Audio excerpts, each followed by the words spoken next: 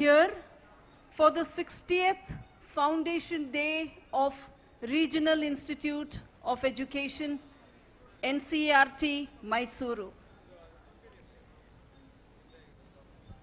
We are very happy to be here today to witness the day's proceedings. We begin with a short cultural program by our students from DMS and RIE Mysore. Following the short cultural program, we will have the Sardar Panikkar Memorial Lecture delivered by our honorable chief guest of today, Dr. Subramanyian Swamy. As we await the arrival of the chief guest, the guest of honor, and the other dignitaries, we will begin with the cultural program by the Institute and DMS students. I request all of you to kindly switch your phones to either the aeroplane mode or the silent mode so that there is no disturbance. I request all the students who are at the rear end of the hall to please settle down quickly so that we can begin. Thank you.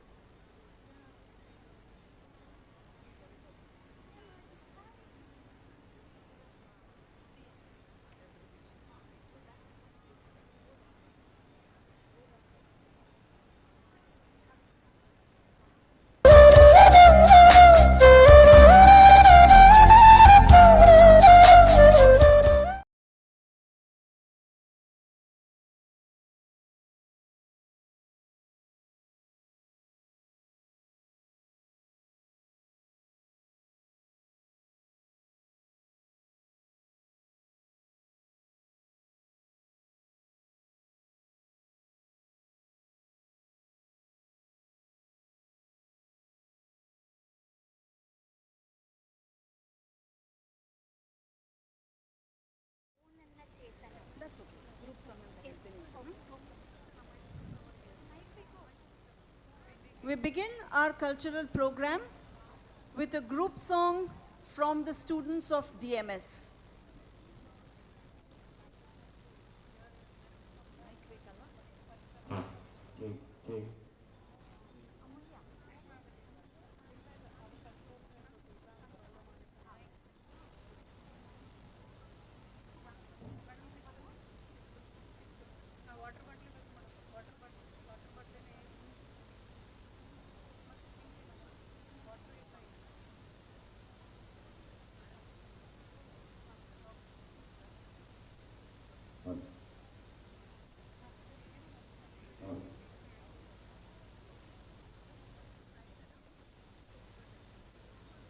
Hello.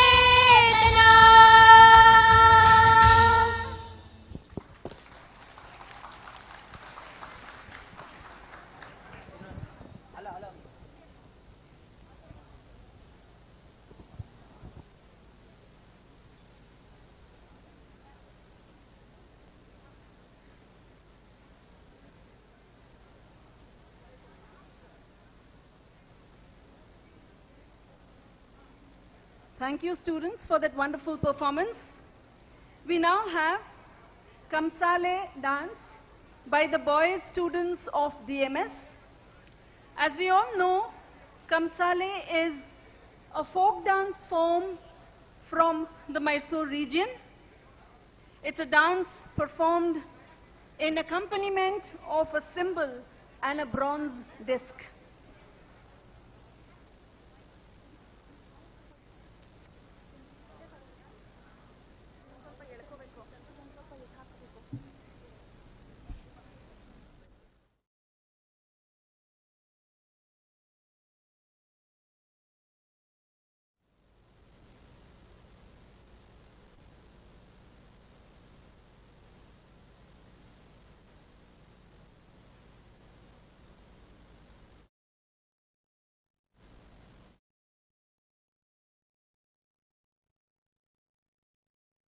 ಅವ್ರಿಗೆ ಕಾಡ್ಲೇಸ್ಬೇಕಾಗತ್ತೆ.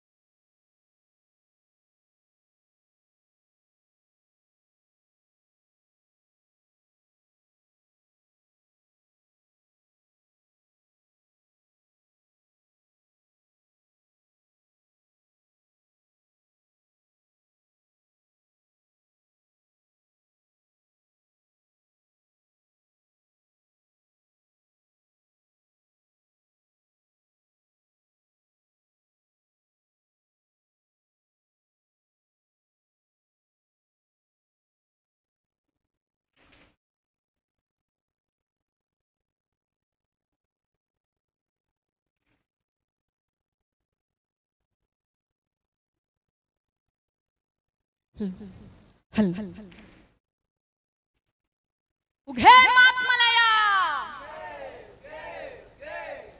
ಇಗ್ಗಾನ ಸುರನೇ ಹರ ಹರ ಗೌರಿಯ ಮುದ್ದಿನ ಕುವರನೇ ವಿದ್ಯಾ ಬುದ್ಧಿಯ ಕಲಿಸಿದ ಗುರುವೇ ಕೊಡು ನಮಗ ಅನುಮತಿಯ ವಿದ್ಯಾ ಬುದ್ಧಿಯ ಕಲಿಸಿದ ಗುರುವೇ ಕೊಡು ನಮಗ ಅನುಮತಿಯ ಆನುಮಲೆ ಜೇನುಮಲೆ ಗುಂಜುಮಲೆ ಗುಲಿಗಂಜಿಮಲೆ 7 ಮಲೆ 77 ಮಲೆಯಲ್ಲಿ ತಪ್ಪದೆ ನಂದು ನಾಟ್ಯವಾಡುವಂಥ ನಮ್ಮ ಅಪ್ಪಾಜಿ ಮುತ್ತು ಮಾದೇವನ ಪಾದಕೊಂಚಲ ಉಘೇಂದ್ರಪ್ಪ ಮುಂಗುಂಡಾದ ಮಾದೇವರು ಮುಂದಾಲು ಪೂಜೆಗೆ ಬರುವಾಗ ಕಣ್ಣು ಕಾಯಿ ಸಾಂಬ್ರಾಣಿಯ ಗಮಲವು ಮಂಜುಗವಿದ್ದಾವೆ ಮುಂಗುಂಡಾದ ಮಾದೇವರು ಮುಂದಾಲು ಪೂಜೆಗೆ ಬರುವಾಗ ಕಣ್ಣು ಕಾಯಿ ಸಾಂಬ್ರಾಣಿಯ ಗಮಲವು ಮಂಜುಗವಿದ್ದಾವೆ ಮುಂಗೊಂಡಾದ ಮಾದೇಶ್ವರ್ಗೆ ಶರಣೋ ಶರಣಯ್ಯ ಮಾಯಾಗಾರ ಮಾದೇಶ್ವರ್ಗೆ ಶರಣೋ ಶರಣಯ್ಯ ಮುಂಗೊಂಡಾದ ಮಾದೇಶ್ವರ್ಗೆ ಶರಣೋ ಶರಣಯ್ಯ ಮಾಯಾಗಾರ ಮಾದೇಶ್ವರ್ಗೆ ಶರಣೋ ಶರಣಯ್ಯ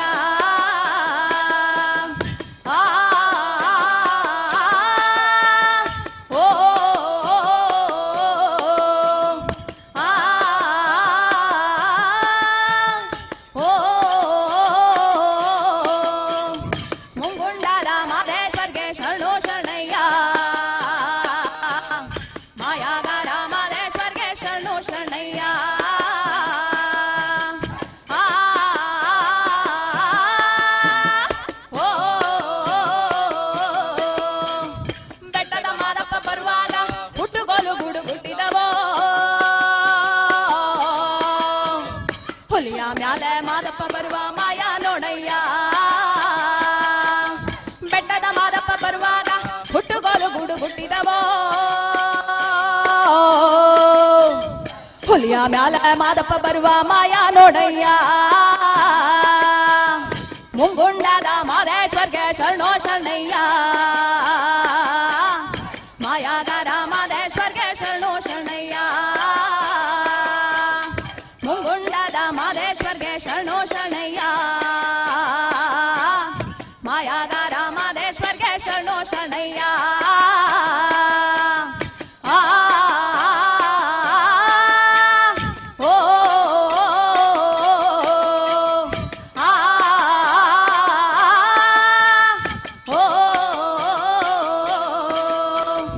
ಮುಂಗುಂಡದ ಮಾದೇಶ್ವರ್ಗೆ ಶರಣೋ ಶರಣಯ್ಯ ಮಾಯಾಗಾರ ಮಾದೇಶ್ವರ್ಗೆ ಹೊನ್ನು ಶರಣಯ್ಯ ಕಾಣಿಕೆ ತಂದಿನಿ ಸ್ವಾಮಿ ಕಾಣಿನಲ್ಲೋ ಮಾದೇಶ್ವರನ ಕಾಣಿಕೆ ನೀಡಿ ಧೂಪವ ಹಾಕಿ ಬೇಡುವೆನು ಮಾದೇಶ್ವರನ ಕಾಣಿಕೆ ತಂದಿನಿ ಸ್ವಾಮಿ ಕಾಣಿನಲ್ಲೋ ಮಾದೇಶ್ವರನ ಕಾಣಿಕೆ ನೀಡಿ ಧೂಪವ ಹಾಕಿ ಬೇಡುವೆನು ಮಾದೇಶ್ವರನ ಮುಂಗುಂಡದ ಮಾದೇಶ್ವರ್ಗೆ ಶರಣೋ ಶರಣಯ್ಯ ಮಾಯಾಗಾರ ಮಾದೇಶ್ವರ್ಗೆ ಶರಣೋ ಶರಣಯ್ಯ ಮುಂಗುಂಡದ ಮಾದೇಶ್ವರ್ಗೆ ಶರಣೋ ಶರಣಯ್ಯ ಮಾಯಾಗಾರ ಮಾದೇಶ್ವರ್ಗೆ ಶರಣೋ ಶರಣಯ್ಯ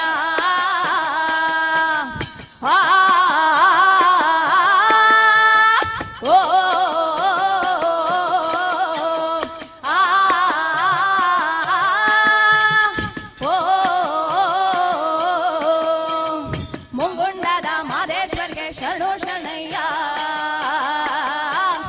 ಮಾಯಾಗಾರ ಮಾದೇಶ್ವರ್ಗೆ ಶರಣೋ ಶರಣಯ್ಯ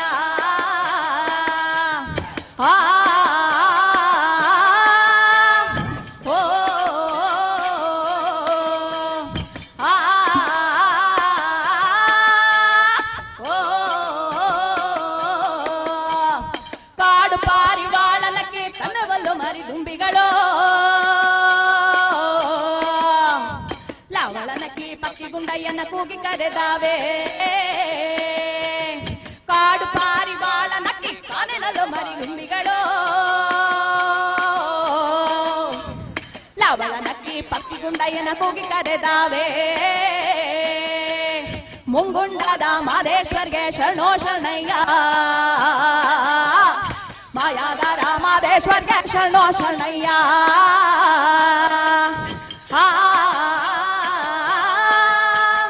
ಓ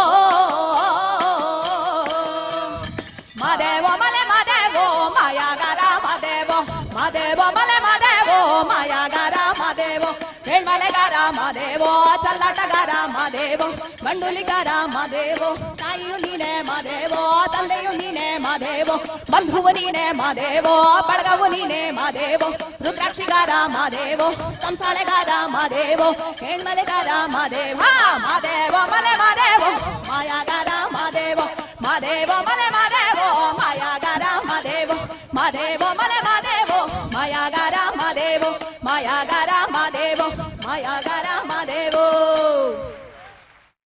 ಹಾ ಮಾದೇವೋ ಮಲೆ ಮಾದೇವೋ ಮಾಯಾಗಾರ ಮಾದೇವೋ ಮಾದೇವೋ ಮಲೆ ಮಾದೇವೋ ಮಾಯಾಗಾರ ಮಾದೇವೋ ಮಾದೇವೋ ಮಲೆ ಮಾದೇವೋ ಮಾಯಾಗಾರ ಮಾದೇವೋ ಮಾದೇವೋ ಮಲೆ ಮಾದೇವೋ ಮಾಯಾಗಾರ ಮಾದೇವೋ ಉಘೇ ಮಾತ್ಮಲಯ ಹಾ ಮಾದೇವೋ ಮಲೆ ಮಾದೇವೋ ಮಾಯಾಗಾರ ಮಾದೇವೋ ಮಾದೇವೋ ಮಲೆ ಮಾದೇವೋ ಮಾಯಾಗಾರ ಮಾದೇವೋ ಮಾದೇವೋ ಮಲೆ ಮಾದೇವೋ ಮಾಯಾಗಾರ ಮಾದೇವೋ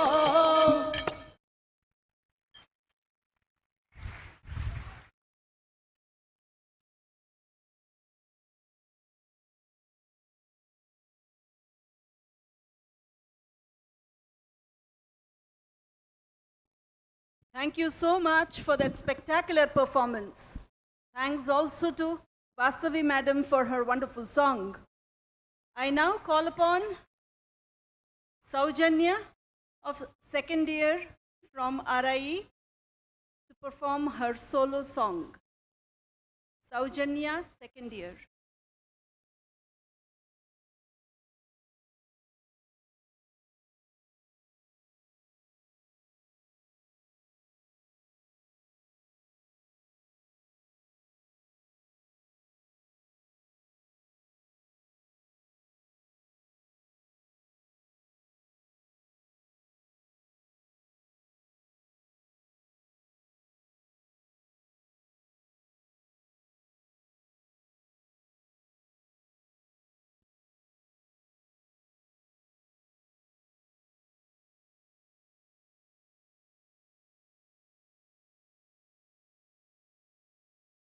स्वामीनाथ परिपालया शुमा स्वामीनाथ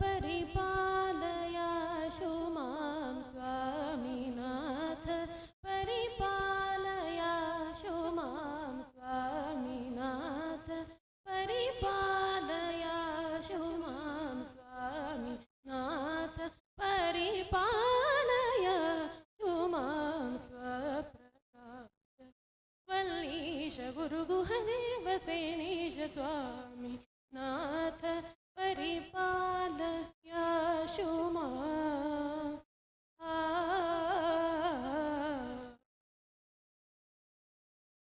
कामजनक भारतीश सेवित कामजनक भारतीश सेवित कामजनक भारतीश सेवित कार्तिकेय नारदादि भावित कामजनक भारतीश सेवित कार्तिकेय नारदादि भावित वामदेव पार्वती सुकुमार वामदेव पार्वती सुकुमार वामदेव पार्वती सुकुमार वामदेव पार्वती सुकुमार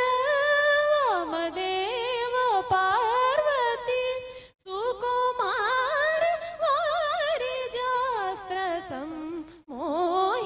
सम्मोहिताकार सा रिगम पनि पप मम रिरि सरि सा सारि गम पनि पप मम रिरि सरि सा मगम पनि प मगम रिरि सनि सरि गम पगम पसानि पप मरि सा रिसनि पसानि प मनि प मरि सरि गम पदनि सरि सनि प मरि सा रिस सनि नि पप मम रिरि सनि सरि स मग प मनि प सनि रि स मरि सनि परि सनि प मग मरि सरि स्वामीनाथ परिपालया शुमा स्वप्रकाश वल्लीश गुरु गुहदेव सेनीश स्वामीनाथ परिपालया शुमा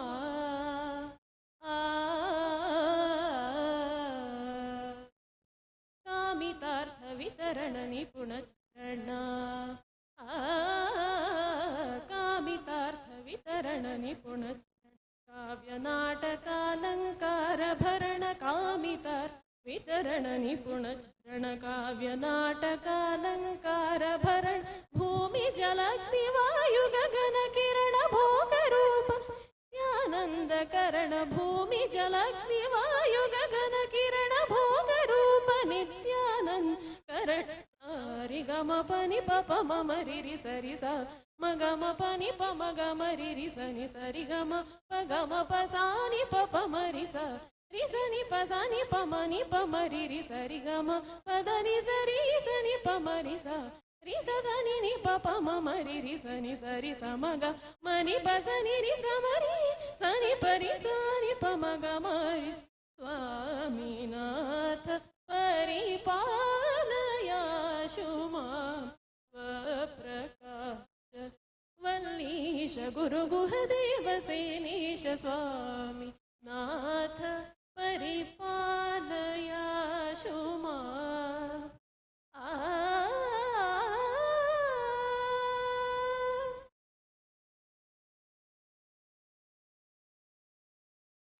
Thank you, Saujanya.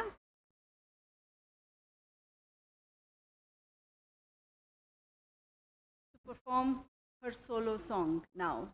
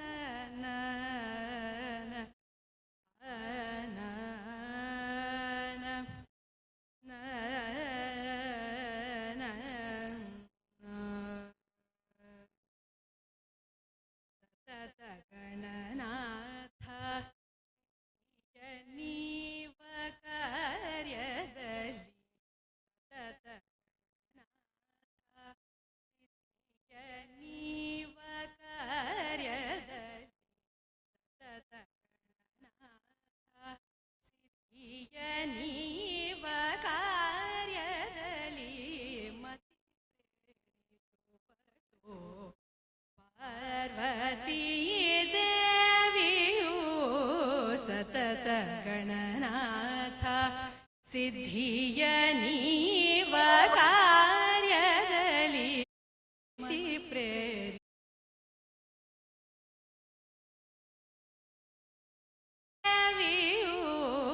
ಸತತ Gananatha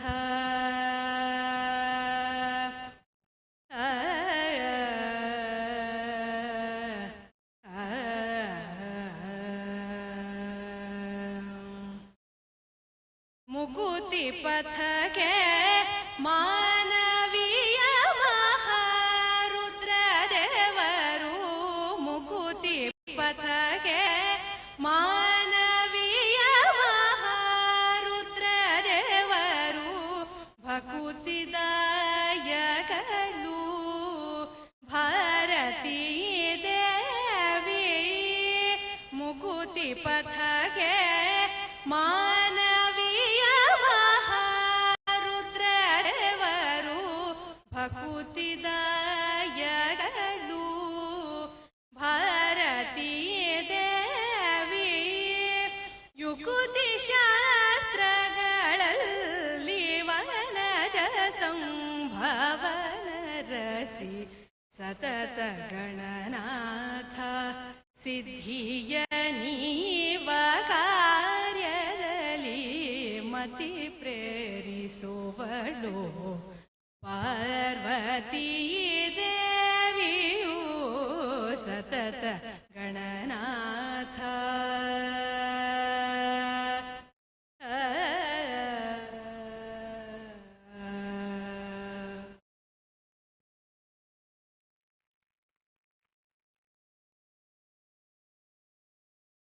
Our chief guest of the day, Dr. Subramanyian Swamy, former Union Minister, has just arrived at the venue. He will be here with us in a short while from now.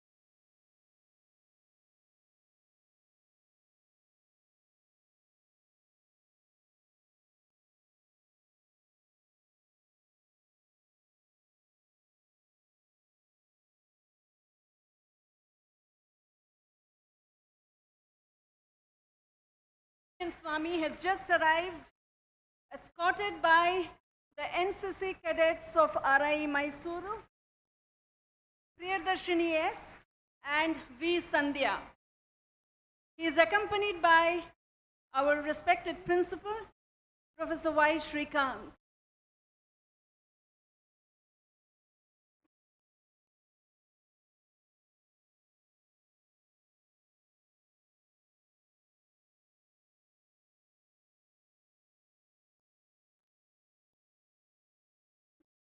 We now have a classical dance performance by the first year students of RIE Mysore.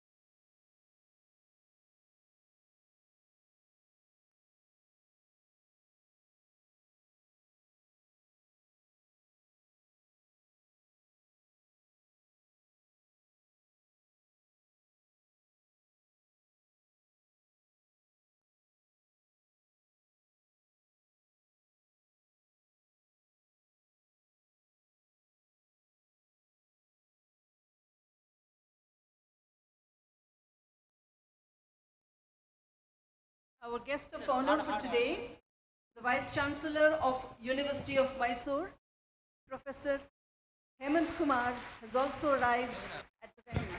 We welcome him.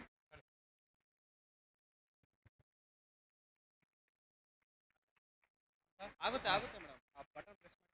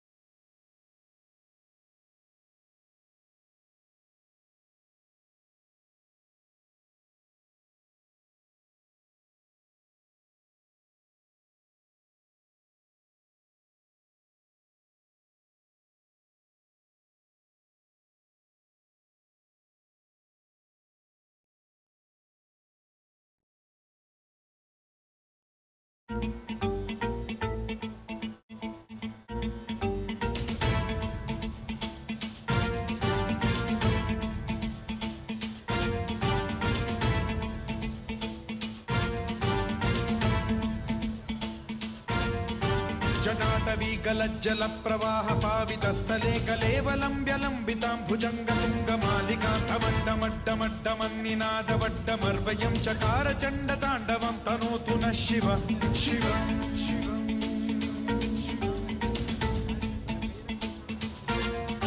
जटाकटाह सम्भ्रम भ्रम निलिम्प निर्झरी विलोल वीचि वल्लरी विराजमान मूर्धनि धगद्धगद्धगज्ज्वलल्ललाट पट्ट पावके किशोर चन्द्रशेखरे रतिः प्रतिक्षणं मम।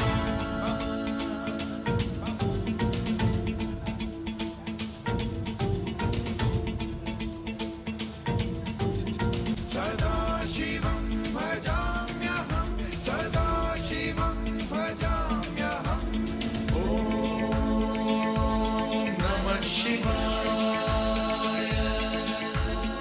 सहस्रलोचन प्रभृत्य शेषलेख शेखर प्रसून धूलि धोरणी विधूसराङ्घ्रिपीठभूभुजङ्गराजमालया निबद्ध जाट जूटक श्रियै चिराय जायतां चकोर बन्धुशेखरः। ललाट चत्वरज्वलद्धनञ्जय स्फुलिङ्गभानि पीतपञ्चसायकं नमन्निलिम्पनायकं सुधामयूखलेखया विराजमान शेखरं महाकपालि सम्पदे शिरोजटालमास्तु नः।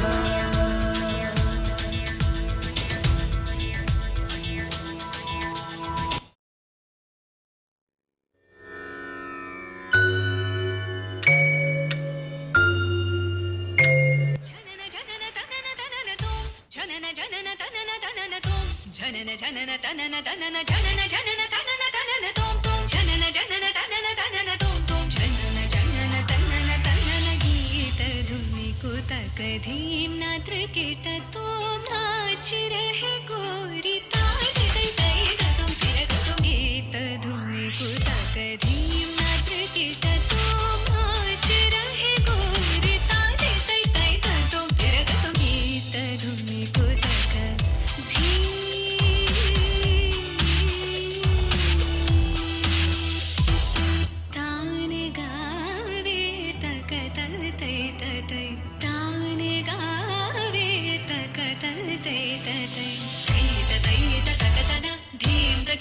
धीम धीम तकिडतक धीम धीम तकिडतक धीम हज तोम हज गीत धुनि कुतक धीम।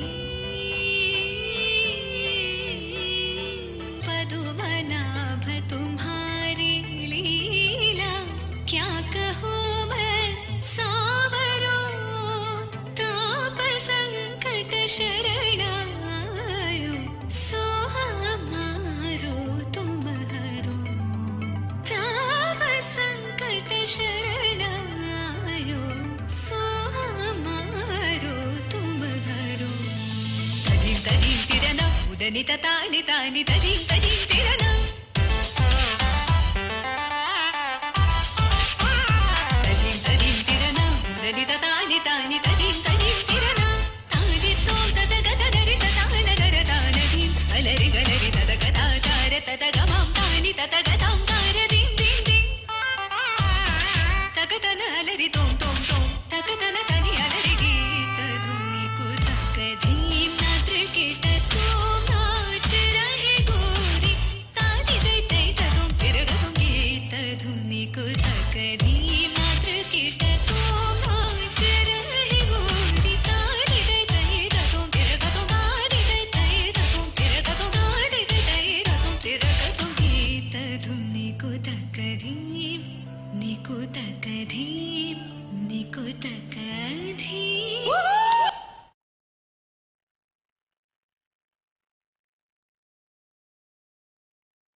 Thank you, students. We have the last item of today's cultural program, a solo song performance by Nritya and Sangeeta Vidushi, G.S. Vasavi. She is a dance teacher in the demonstration school of RIE Mysore.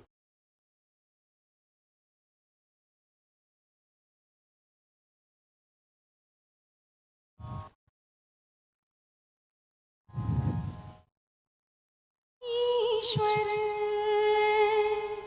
सत्य है, सत्य ही शिव है, शिव ही सुंदर है। जागो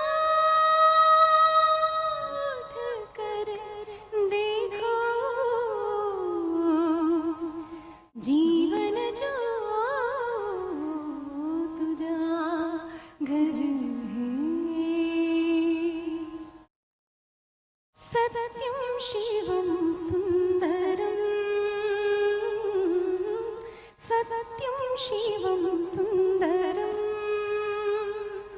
सत्यम शिवम सुंदरम, सुंदरम।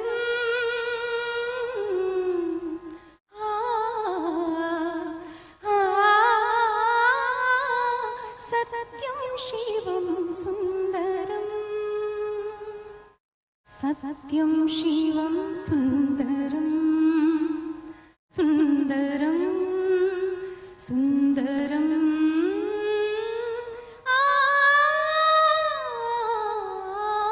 सत्यम शिवम सुंदरम, सत्यम शिवम सुंदरम, सत्यम शिवम सुंदरम, सत्यम शिवम सुंदरम।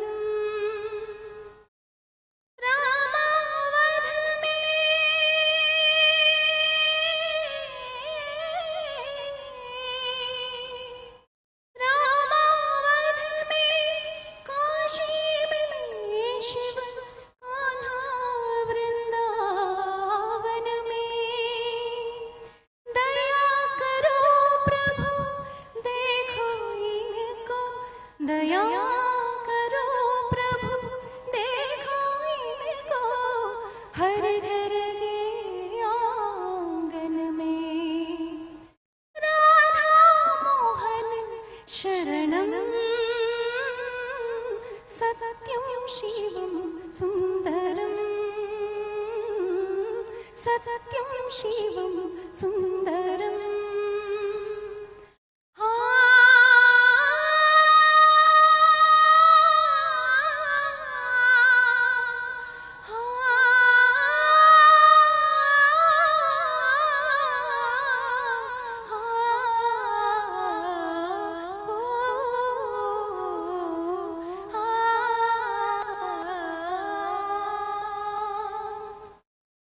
एक सूर्य है,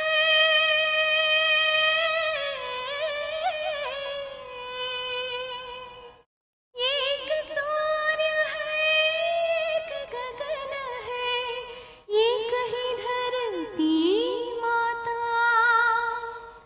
दया करो प्रभु एक बने सब, दया करो प्रभु एक बने सब, सबका एक सीना था, राधा मोहन शरणम सत्यम शिवम सुंदरम, सत्यम शिवम सुंदरम। ईश्वर सत्य है, सत्य ही शिव है, शिव ही सुंदर है, सत्यम शिवम सुंदरम, सत्यम Shivam Sundaram.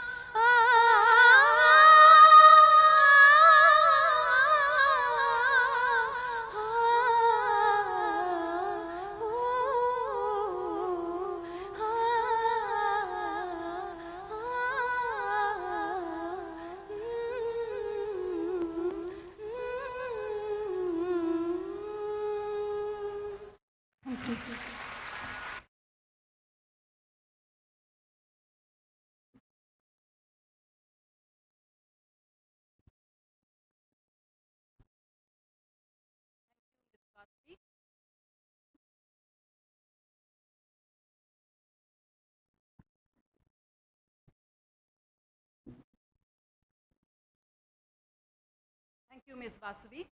I once again welcome all of you gathered here for the 60th Foundation Day of Regional Institute of Education, Mysore.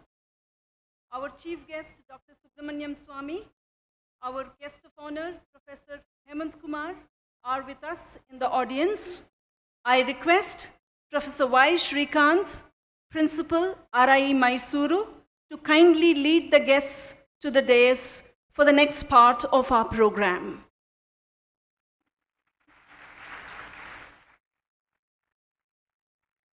I would like the gathering to join me in welcoming Dr. Subramanyian Swamy.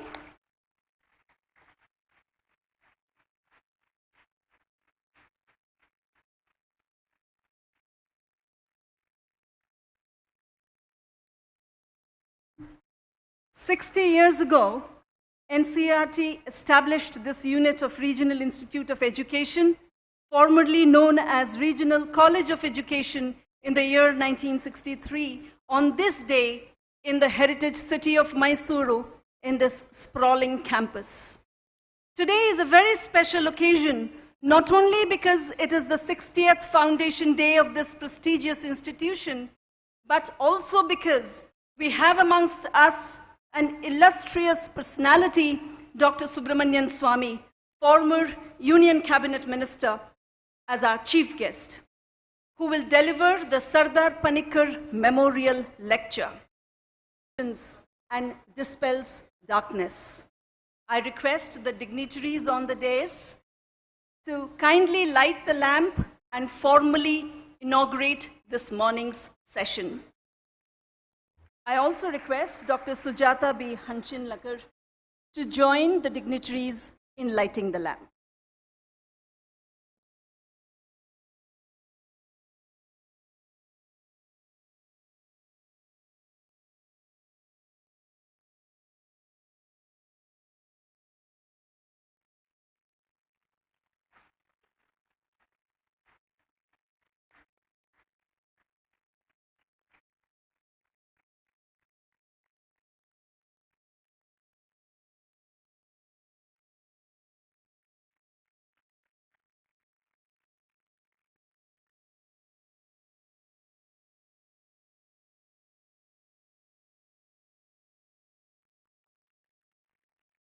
I request the guests to pay floral tributes to Sardar Panikar.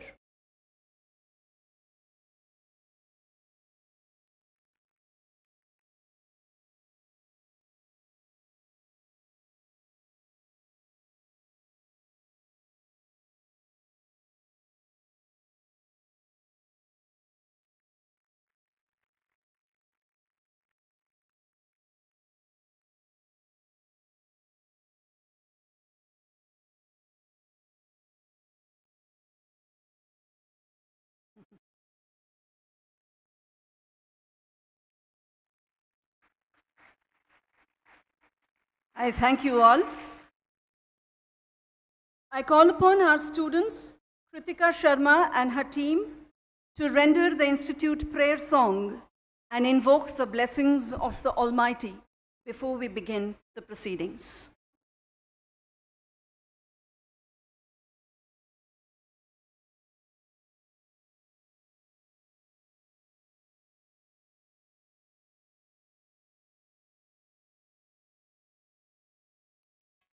यं शैवाः समुपासते शिव इति ब्रह्मेति वेदान्तिनः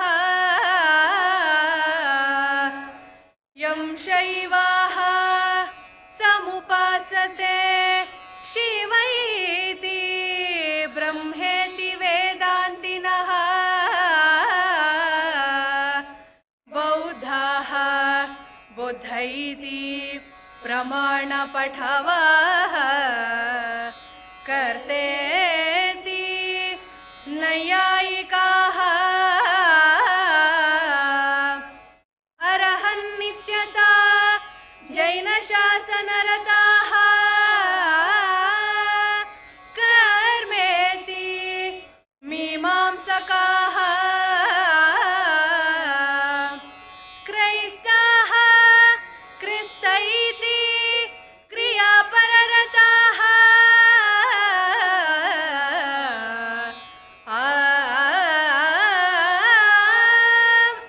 अल्लेति महम्मदाः सोऽयं no विदधातु वाञ्छितफलम् त्रैलोक्यनाथो हरिः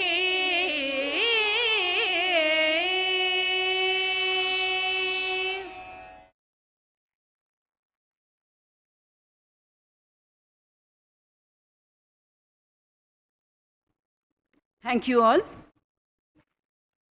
I now request our respected principal, Professor Y. Shrikant, to welcome the gathering and introduce the guests. Professor Shrikant.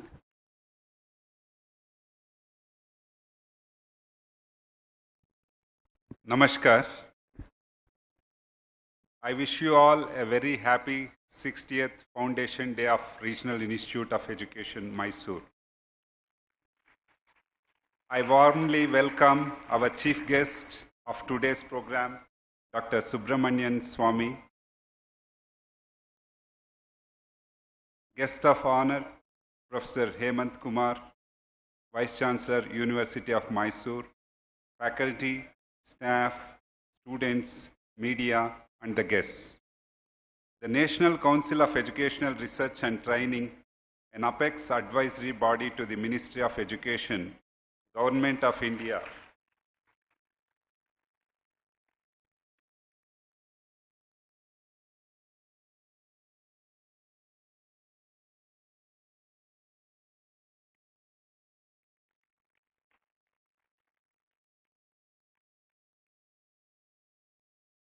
the National Council of Educational Research and Training, an apex advisory body to the Ministry of Education, Government of India, has established 4 regional institutes of education in the year 1963.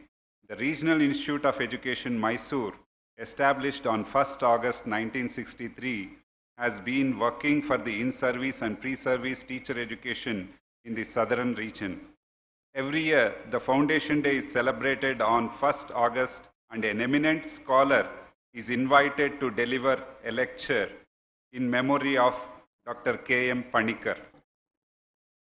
Professor K.M. Panikar, born in 1895 and lived up to 1963, was educated in Madras and at the University of Oxford. When India achieved political independence, Sardar Panikkar represented the country at the 1947 session of the UN General Assembly.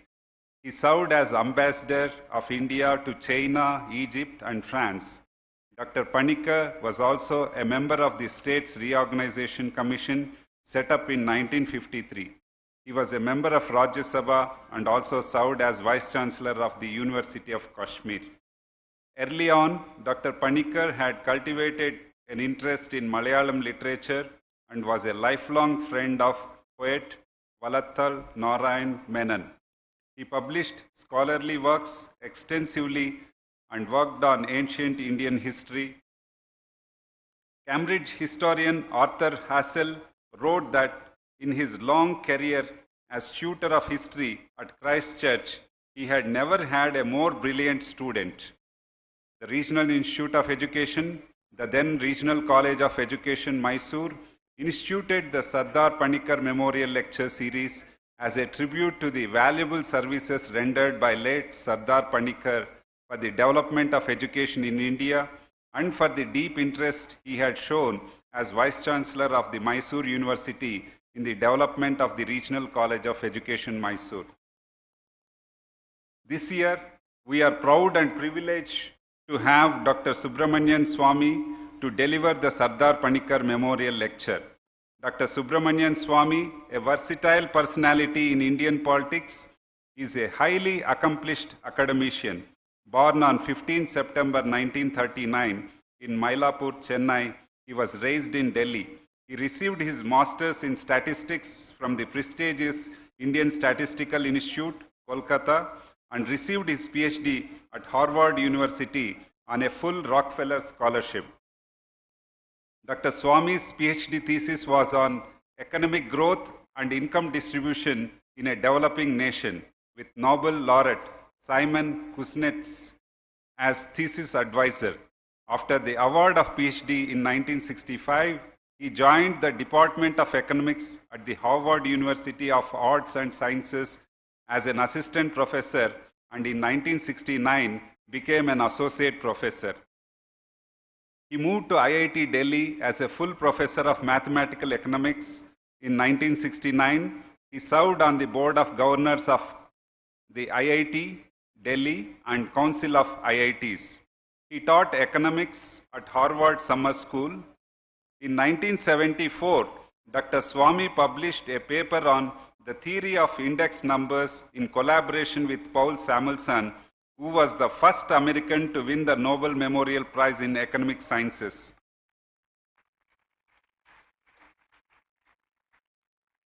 Dr. Swamy was challenged to learn Chinese language in 1 year, which he did in 3 months.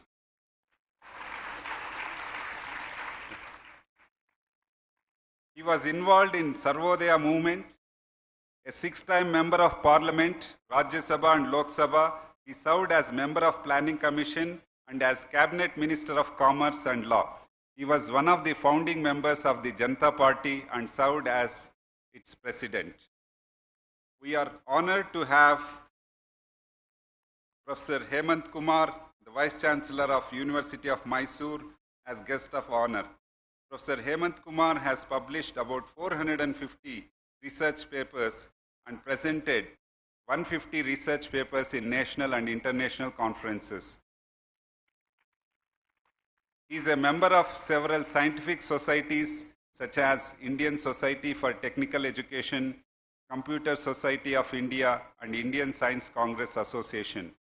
He was instrumental in designing and running joint MOU programs between Chinese University and University of Mysore. Before becoming Vice Chancellor, he served as the Chairman of Department of Computer Science, University of Mysore. He is also the Chairman of the Management Committee of the Regional Institute of Education, Mysore. I once again welcome you all to the 60th Foundation Day of RIE Mysore and hope that the institution will prosper and excel in its academic endeavors and in achieving holistic progress of the students. Holistic progress, it means to say a lot, and Dr. Swamy is here and who is known for his articulation, dialogue, interaction, persuasion, convincing even the opponents with regard to what he lives up to, and he has been challenged by many, but there are very few people who can, live up to what they say. But Dr. Swamy has been doing what he says, and he says what he does. So that is the uniqueness. And it is said that, dialogue is something very critical and important. In fact, in Indian education system, this is what we require now. And Dr. Swamy is known for having a dialogue with opponents and demolish them with his convincing argument. And we are proud to have somebody who can match up to the level of the person in whose memory we are celebrating this Foundation Day. And in fact, he has much more accomplishments than many of the scholars who have come earlier. And I'm really proud that, we have such an eminent personality with us, and he has spared time for us to be here with us. Thank you very much, sir.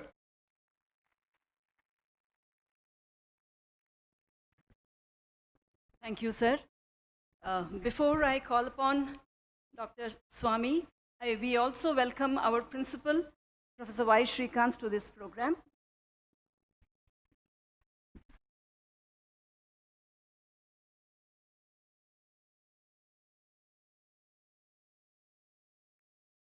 I now humbly request Dr. Swamy to come and address the gathering. Over to you, sir.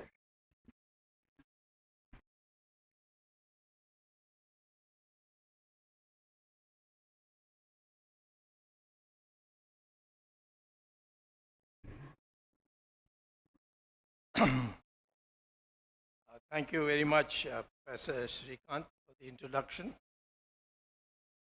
Honorable Professor Hemant Kumar and members of the academic staff and students, thank you for this opportunity to speak on this occasion. Dr. Professor Shrikant had referred to my knowing the Chinese language. But the Chinese, when I first went to China as a representative of the then ruling party, as an emissary of Morarji Desai in 1977, the Chinese had read my biodata and they said, "Do you know what we say in Chinese?" And he said it to me in Chinese, "Tian pu pa, ti pu pa, yo pa yang wei zi, wei shuo zhou ngou ha." Translated means, do not fear the gods, do not fear the devil, but do fear the foreigner who can speak Chinese. It's a very difficult language. It's a very difficult language to learn it. They don't have alphabets, so they have words. You have to memorize words. You become illiterate only after learning from memory 3,000 words. And you can't be a scholar if you know less than 10,000 words. So, therefore, I'm thankful to our professor, Mr. Shrikant, to mention this fact about China. I've been a friend of China, but right now, I'm in a mood to fight with them. So, but that we have to do, they respect you if you fight for what you consider belongs to you. So I think in the future, it is going to be a factor. Let me start by saying that Sardar Panikar has done a tremendous amount of work on Indian history. He's done tremendous work on so many things. I have lost count of the number of books he has written. But his history is the one that attracted me. And in history, he dared to do and say things which was considered as anti-British government, which is to demolish the whole concept that Indians came from abroad, from either Africa or Europe or the Arctic Ocean or whatever. He talked about India as a continuing civilization for the first time. Unfortunately, his book is not part of most of the history department curriculum, but he also discovered a major study done in China by the then President of Beijing University, namely Dr. Hu Shi, the great poet also, and a highly respected figure in China. He was invited in 1936 for the 300th anniversary of Harvard University. They invited all the scholars from all over the world.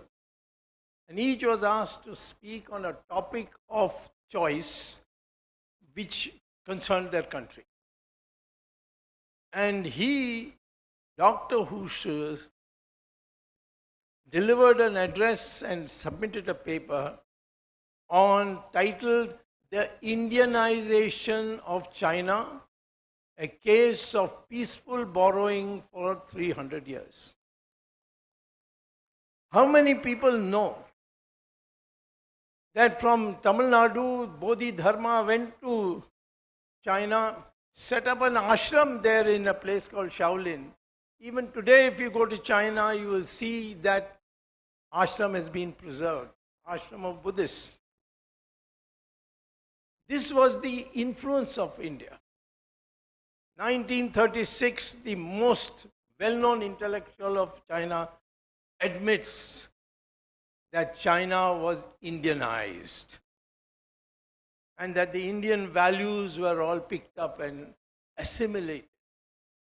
That's why when you know the Chinese well, at a social level, I'm not talking about the Communist Party and their attempts to grab our land, that's a different matter. But culturally, you feel immediately at home in China because of what Hu Shi said. That China had absorbed the culture of India.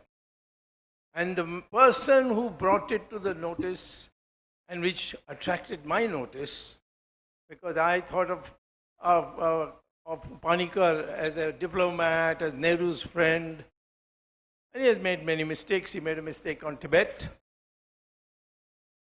But I didn't know that he had discovered this. And that made me think that there is something wrong with our curriculum if these things are not taught. So I'll begin by saying that I am going to speak to you today about what we need to do to refocus our own people. Karnataka is an ancient state. Rani Chennamma came from here, one of the few women who defeated the outsider. You have the first Shankaracharya appointed by Adi Shankara, Mandana Mishra, whom he defeated in a debate and converted him into Hinduism, reconverted him into Hinduism, or Advaita Hinduism to be exact. And he became the first Sringeri Acharya. And the first ashram of the Shankaracharyas was in Karnataka. Karnataka has a glorious history. And it needs to be taught all over the country, not only in Karnataka. So in this context, I would say there are many things which need now to be focused on. And that is what I would like to speak to you about. The NCERT is a part of, or it's a governing body of your institute, am I right? NCERT is engaged in a major work of rewriting our history books. Our history books presently are the ones that the British prepared. After that, all the tutees, those who were tutored by the British, like Romila Thapar and company, they then produced subsequent writings. And the books today may be written by Indians, but they reflect what the British wanted you to know, that India was not one country. India was pieces and pieces, and it's the British who put it together. India is not one society.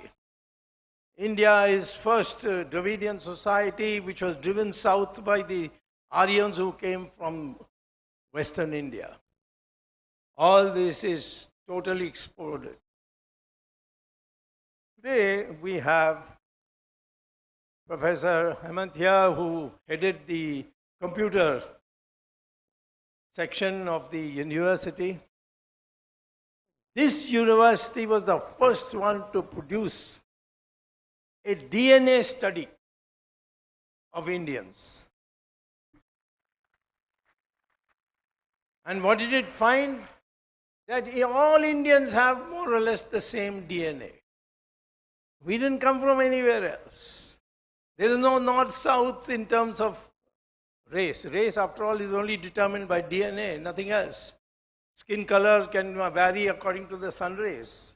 If you go north, the sun doesn't directly hit you, so people have lighter skin than people in deep south. But DNA is the thing, and the DNA has research done by Mysore University now is being followed by Houston University, the University of Cambridge, so many others. But this has now begun to be established. It must be made part of our curriculum that we are one people, one DNA. And I sometimes tease my friend Ovaisi in Hyderabad when he says there are different people. I said, come to the microbiological laboratory with me. He says, where is that? I said, it's in Hyderabad, your hometown. And how come you don't know? I said, there we'll do a DNA test and both our DNA will be the same. Therefore, you must accept that either you're a Hindu or a descendant of a Hindu, because that's what the DNA says. This is what our great scholar and for whom we are today commemorating, who said it first. But at that time it didn't catch traction, nor his work on China catch traction. And I think, therefore, what we need to do now is, as we commemorate his birthday every year, we should be able to incorporate some of his writings as compulsory reading, and the NCERT is the right authority to do it. So, I begin by saying first, DNA of Indians is all the same. Does it mean that even the Varna system, because we have two breakdowns in our society, breakups or breakdown, whichever you want to call it. One is the Varna, the four Varnas, and the other is the Jati. Jati is based on blood. Varna is not based on blood. Lord Krishna says in 3 different chapters of Bhagavad Gita that Varna is based on gunas. If you are a Jnani, a Tyagi, and a Sahasi, that is you're not afraid of anybody, then you qualify to be a Brahmin. I know many Brahmins who are very afraid of people. They are afraid to speak out. Then I say, you're not a Brahmin. He said, no, my father, mother were Brahmin, my grandfather. I said, that's not a birth-based concept. And Lord Krishna says it in 3 different chapters of Bhagavad Gita, that it's a guna. If you are a soldier, you are a person who can defend the country, you're Kshatriya. And if you engage in commerce, then you are a Vaishya. If you engage in agriculture, you are a Shudra. The so-called outcast idea, which now we call in terms of being Dalits or scheduled castes, came as a consequence of some action for which they were separated. Their children are not supposed to be scheduled castes. I mean, today scheduled castes will get angry with me because all their reservation will go. I say that only your father could have got it, but not you. The children of scheduled caste are not necessarily scheduled castes, unless they do something which made these ancestors scheduled caste. They can be Brahmins, they can be Kshatriyas, They can be Vaishyas, they can be Shudras, depending on the profession they choose. I have been saying this, and some people get angry, that Dr. Ambedkar is a Brahmin, he is not a scheduled caste, because he was a scholar from the day one. The books he wrote, the stand he took, his PhD from Columbia, his PhD from Columbia, his law degree from England, and his contribution to the Constitution. I would say he was more of a Brahmin than Jawaharlal Nehru, because I don't think he passed any exam in his life. That's all right. No member of the Nehru family so far has passed any exam, to my knowledge. That doesn't matter, because in politics at least you don't need to pass exams. So I would say today that please regard yourself, all as Indians from North India to South India, East India to West India, because we are one people. DNA says so. Caste is a temporary factor. Vishwamitra was born in a Kshatriya family. He became a Maharishi. What about Vedavyasa? His mother was a fisherwoman. Everybody knows this. Kalidasa, he was a Vanavasi. All became Maharishis. So therefore, today for our country to be united, we must not take this idea of Varna as something which you have as God given. It is not. It is what you choose. And that will unite the country. Because this Varna division is, in my opinion, creating unnecessary divisions in the country. The second thing I would like to say, which is very important, is the learning of Sanskrit. Sanskrit is a language which was, of course, by the scholars. Its perfection was such, and every rule had to be obeyed. Very tough language. But its words all came into all our languages. In Tamil itself, the words, Tamil words, of the Tamil words which are spoken and thought to be Tamil, is 40%. Once I had a quarrel with Karunanidhi. He was a friend of mine, but we ideologically fall apart. And that's how it should be. Why should you be enemies just because your thoughts don't agree? And he and I were discussing, then he said, you see, this Brahmin caste, I said, there's no such thing as a Brahmin caste. It is based on gunas. He said, no, you have to know Sanskrit. I said, but your name is Sanskrit, Karunanidhi. It is not Tamil. How come you're using a non-Tamil word and that to a Sanskrit word? Of course, his son is called Stalin, which is neither Tamil nor Sanskrit. It's Russian. And they talk about Tamil. He doesn't have a Tamil name. So I am saying today, if you take the DMK, which is so much against Sanskrit, what do they call their election symbol? Chinnam. In Tamil, for election symbol, it is, in Sanskrit it is chin, but in Tamil it is chinnam. But if you ask, when I asked Karunanidhi, what about this chinnam? He said, no, that's Tamil. I said, but is Sanskrit chin? He said, no, Sanskrit must have borrowed it from Tamil. So I said, hardly matters, as long as you accept they are both exchanging with each other.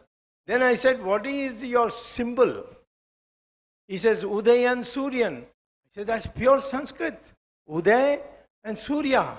Put together in Tamil, you put an at the end of everything. It becomes Uday and Suryan.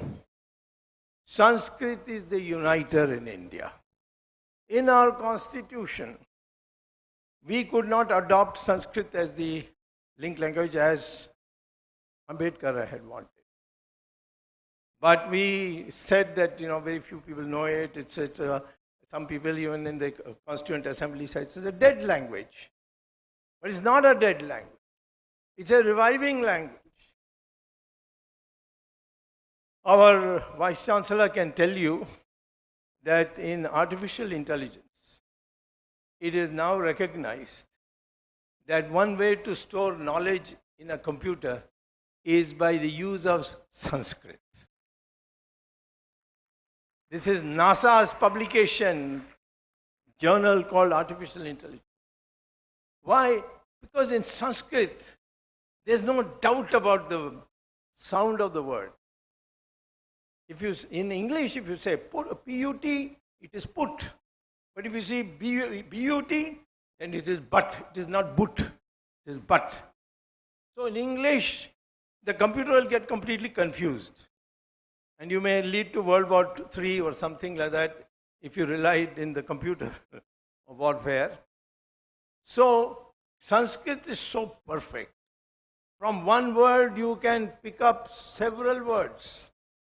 Vidhi is law. From there Vidhan, Vidhayak. So I mean, like that, Sanskrit is a beautiful language.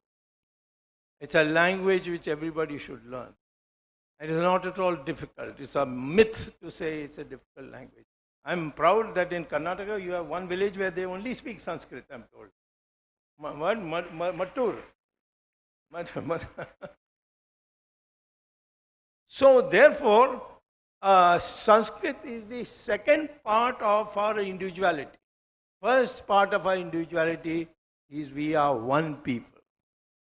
No varna, no caste. Caste is for only marriages, because you have to make sure that sisters and brothers don't marry. Obviously, if they do, like the pharaohs did, the whole race will vanish. So the genetic combination, that's why we have our people are very particular about so many other things when the marriage comes in.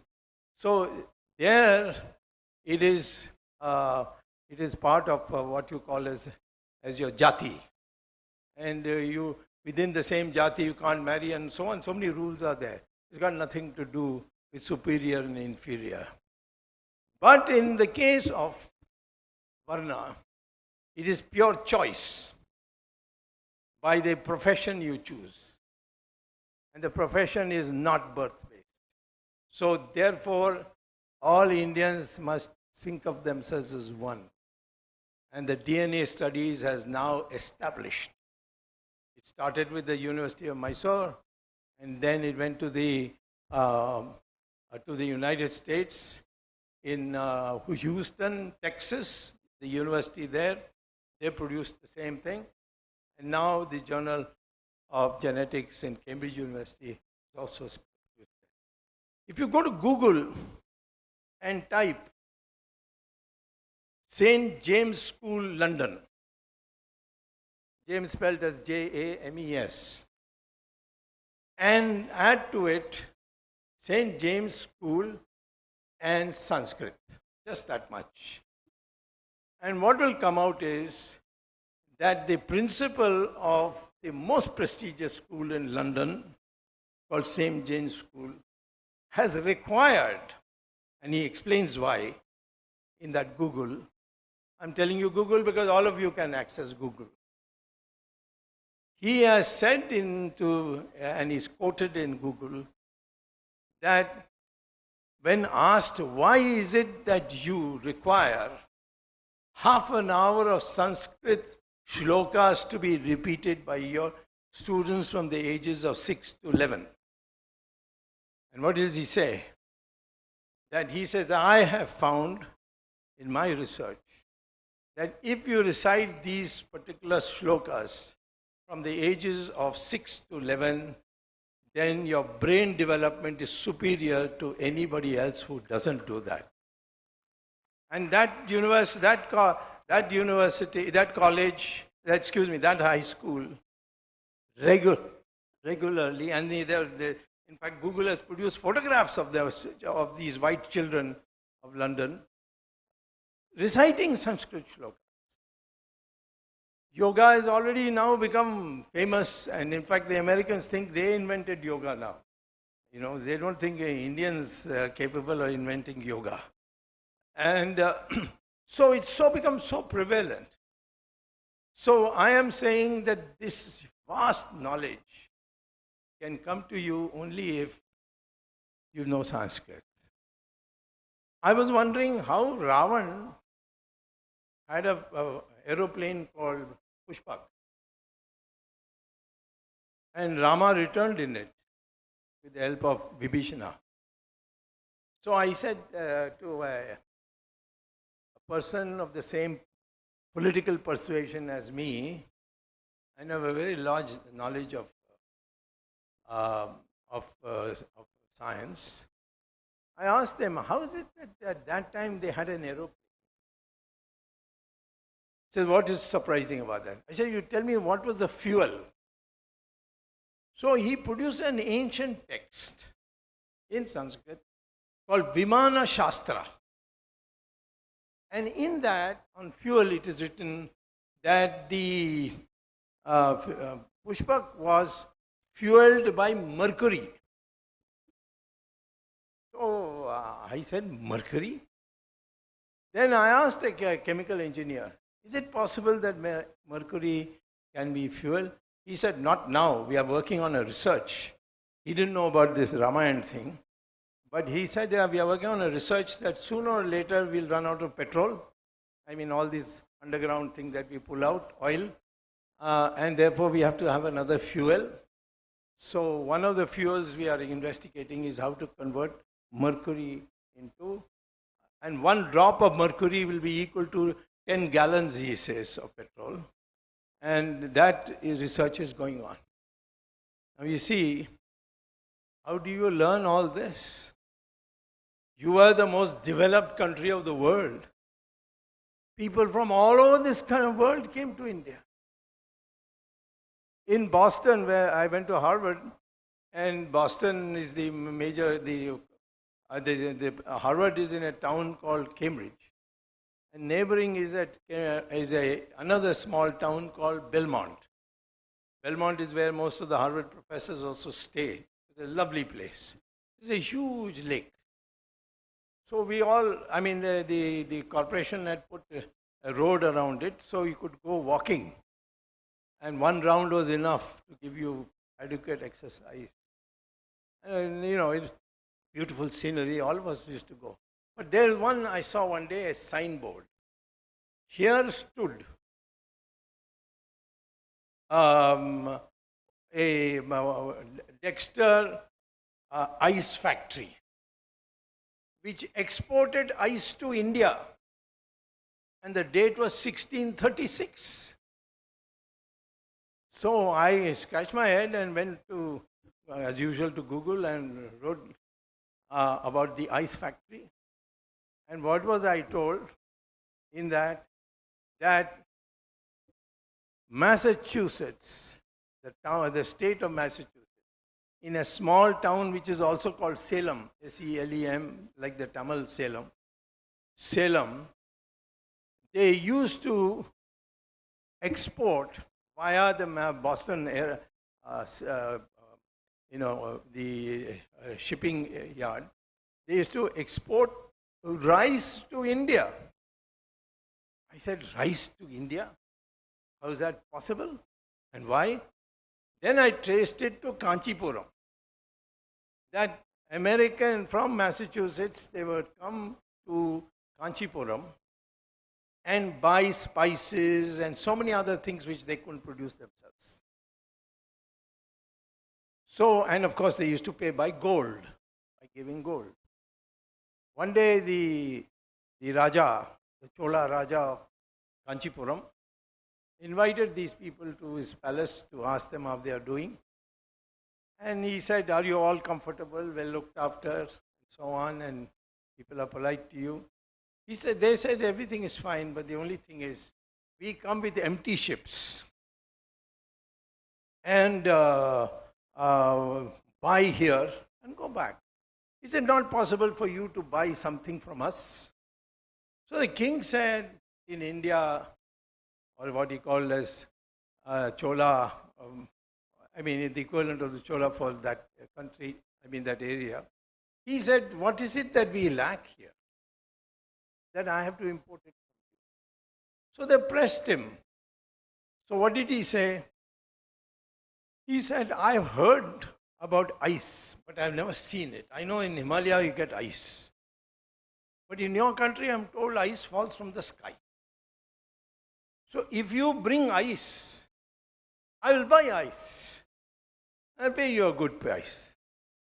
So every year, and that was what I found after loading down that ice factories by Googling it. What I found was that ice was, when it froze, the whole lake froze. They used to put sawdust on it, cut it, put it in a ship, and take it all the way to Kanchipuram. So the first export from the United States to India was ice. That was the status. And see how much has changed.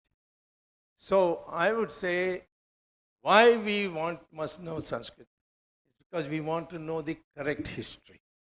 The British made it clear when they said that English must replace Sanskrit. Otherwise we can never control Indians. And then only the Indians will be broken up into pieces. They won't have a way to communicate except through English. And in English we'll brainwash them.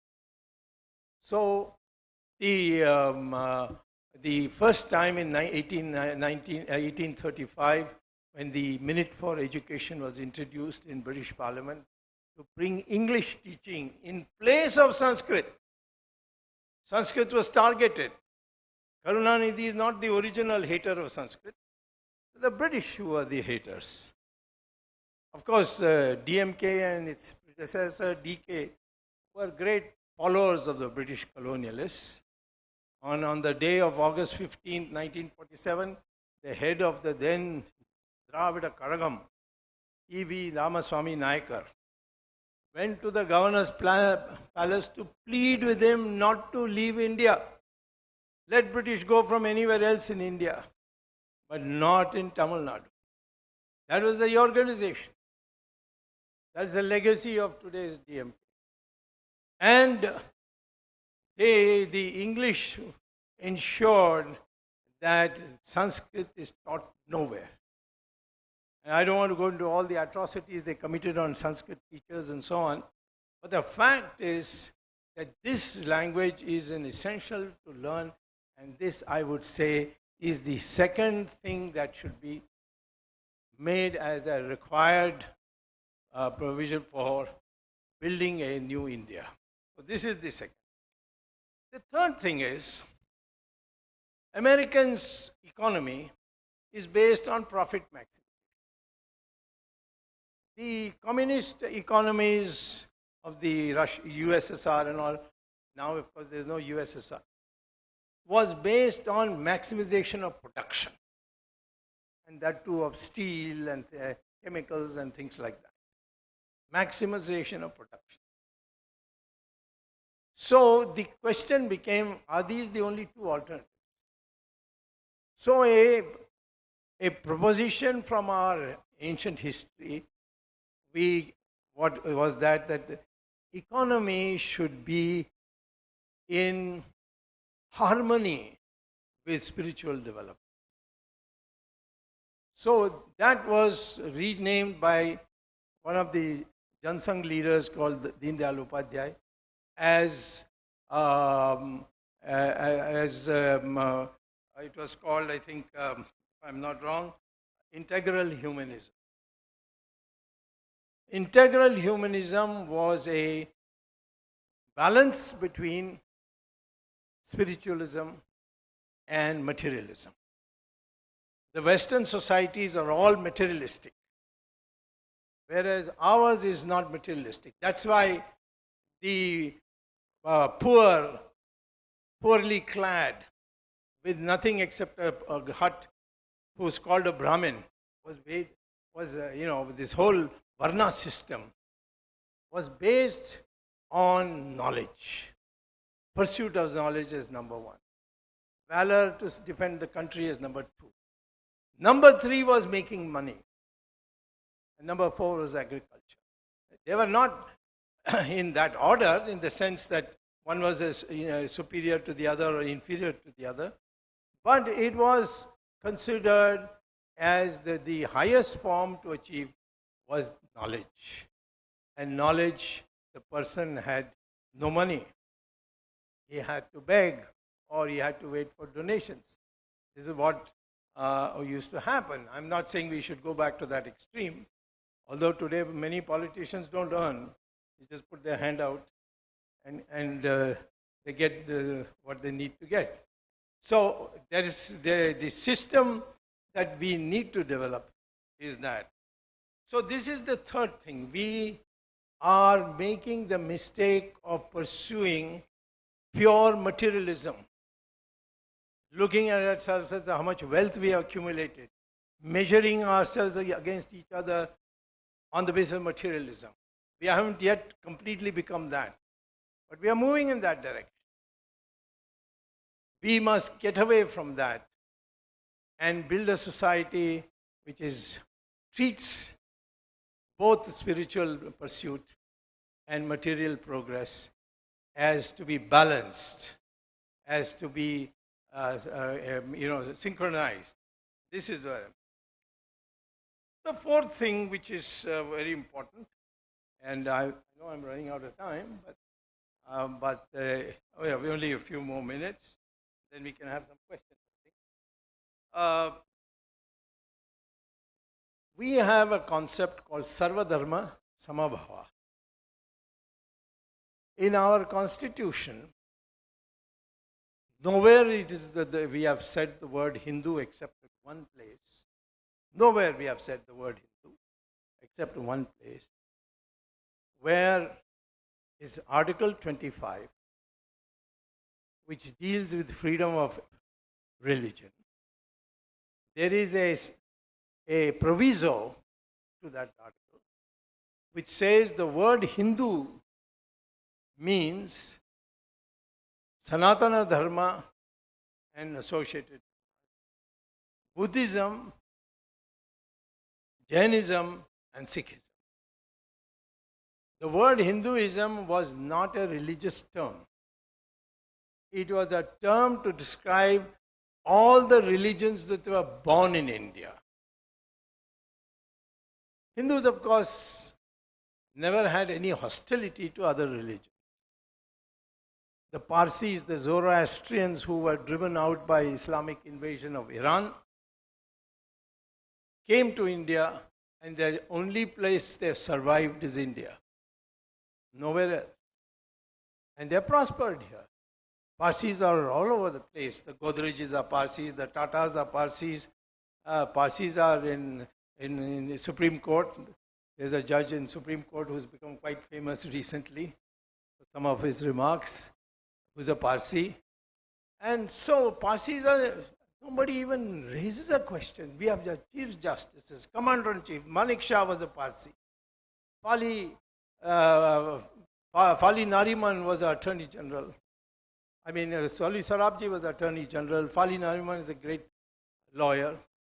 So, Parsis are only a small number, maybe 50,000, 60,000. But they are all over disproportionate. Nobody says a word. Jews, of course, large number of them have gone back to Israel. But they have in their parliamentary session declared, first parliamentary session when Israel was founded in 1947 or 48, the first resolution they passed after adopting the constitution and all that is, thank you India, the only country in the world where the Jews were not persecuted. Everywhere the Jews were persecuted, killed, and of course Hitler put them in gas chambers also. But India was the only one. And that's why even when Mr. Jawaharlal Nehru chose to side with the Arabs against Israel, Israel never left India. India was always on a standby. And for the first time, Narasimha Rao had the nerve to establish diplomatic relations with Israel. So, therefore, we have that tradition. There is a problem that is arisen for us with Islam, which is aggressive, in parts. I'm not saying all Muslims are aggressive, not at all. I know many of them, they are all fed up with all these extremists. But there is an international jihadi movement. And I know that in Bangladesh and in Pakistan, how Hindus are treated. There were 32% of the population in Bangladesh. Today they are 7%.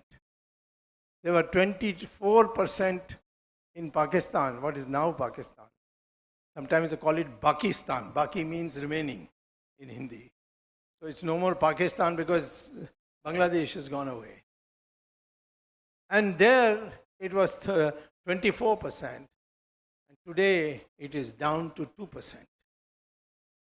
We are not talking about that. In our country, of course, the Muslims have not declined. The numbers have gone up, not very much. But they have gone up. And it's not deliberate, as many people say. They are more poor. Poor people have more children. That is a known fact.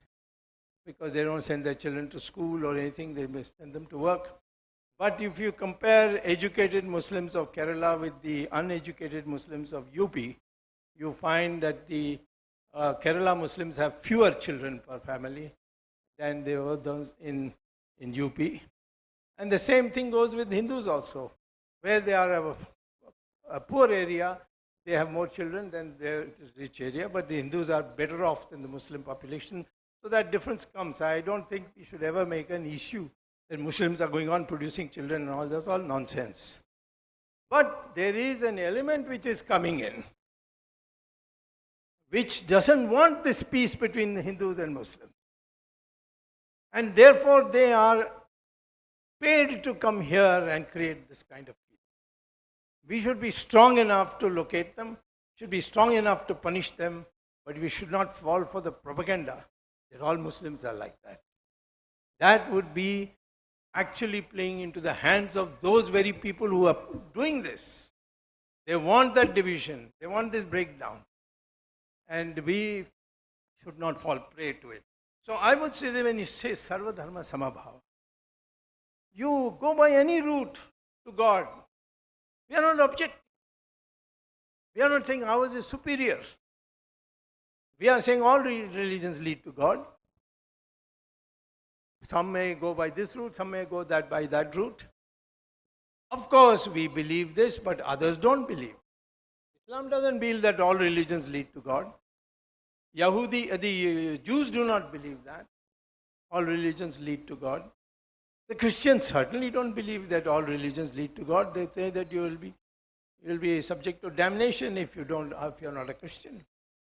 But Hinduism is a religion for which India is special, and we must have that quality. It's a demonstration to the whole world that we believe all religions lead to God. We treat them in that sense equally, and our constitution is written that way.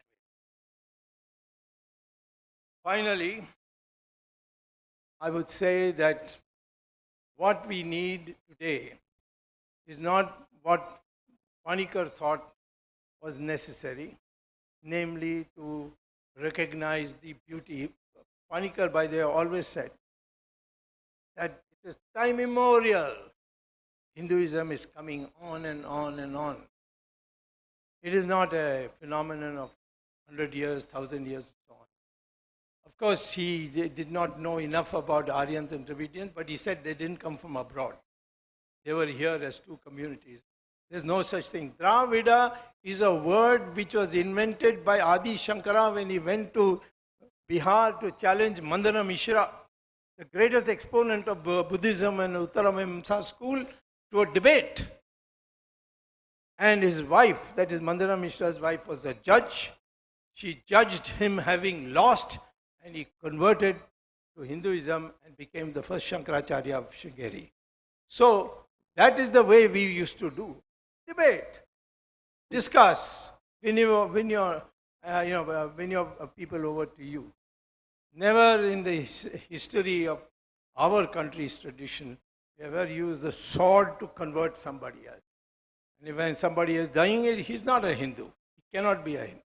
So we are very clear on that. But I would say this, that we have to make sure that the religion that we have from time immemorial, which is today 80% of the people, remains alive and projects it. You see people abroad also now slowly beginning to take to Hinduism because they say it's much freer. There's no compulsion. You must believe in this one God and this is what you have to do. There's no drill for a Hindu. You can go to temple anytime. You need not go to the temple even. And so that freedom today is affecting, and I find in the United States of America, the Newsweek had carried long time ago, I think 2009, an article that we all are becoming Hindus because they say the freedom that Hinduism affords, the cremation, she gave an example of cremation. What a waste of money and space we have when we bury our people in a place like New York where the land costs so much. The Hindus, they got a better solution. They burn their bodies because they say the soul is gone, body is nothing. It's just like wearing clothes. So these scientific ideas are having an impact, but we in our country must understand it and propagate it without being having animosity to anybody else. I don't want to say any other religion is inferior or not inferior. But the fact is that this religion of Hinduism, which is in fact, your program started some of the most beautiful dances from our scriptures. And this preservation is necessary to create a new India, which has a renaissance. Here got rid of all the old fossilization that has taken place. We as one people, one DNA, and dividing ourselves as a division of labor, not as a division of religion, and progressing together as one. That is the game for which I think Panikkar originally spoke about and talked about it as the original tradition, but he was far ahead of his time. So hardly anybody paid any attention.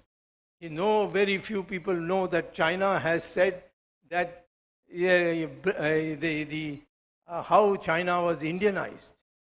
A Chinese scholar giving a lecture at Harvard University on its 300th anniversary, which is available in print, but no college, no school in any history book has a reference to it. So therefore, we need a renaissance, as they say. We need reformation, but the traditions of our past must remain firm forever. That is the tribute we can pay to Panikkar. Thank you very much.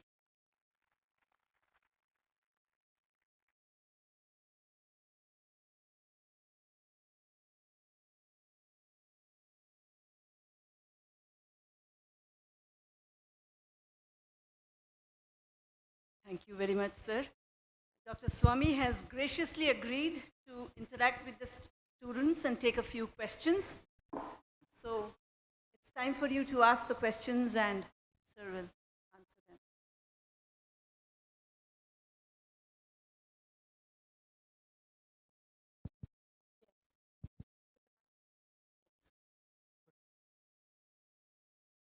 Where are you?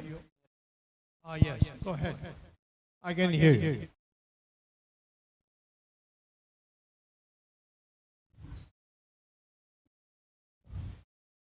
Morning, sir. Yes. Myself, Organti Haigrave. I am from Visakhapatnam. And my question is, how did British rule impacted our education system? I mean, how systematically they destroyed our ancient civilization culture? And how would you see India if British would have not ruled us? And do you think we are moving in the right direction to achieve regain our lost glory? Well, first of all, the British did it very systematically. My own estimate is that $71 trillion of our gold, silver, all the various other valuables that they could lay their hands on, They took it away to Britain and got their own industrial revolution financed by that. The British should give it back to us, that money. $71 trillion is a lot of money, because our GDP is itself in a couple of $1 trillion. So I think, therefore, and they went about systematically. They first they did the East India Company, which made two kings fight, and the two kings foolishly fought. And then they began extracting money from them, gold from them, and so on. It went on, and finally in 1858, after the so-called, what the British call as mutiny and we call is the First War of Independence, Rani Jhansi led it, and there were all parts of India were in revolt, but ultimately we didn't have superior weapons, so we lost it. But after that, Queen Victoria became the Queen of India.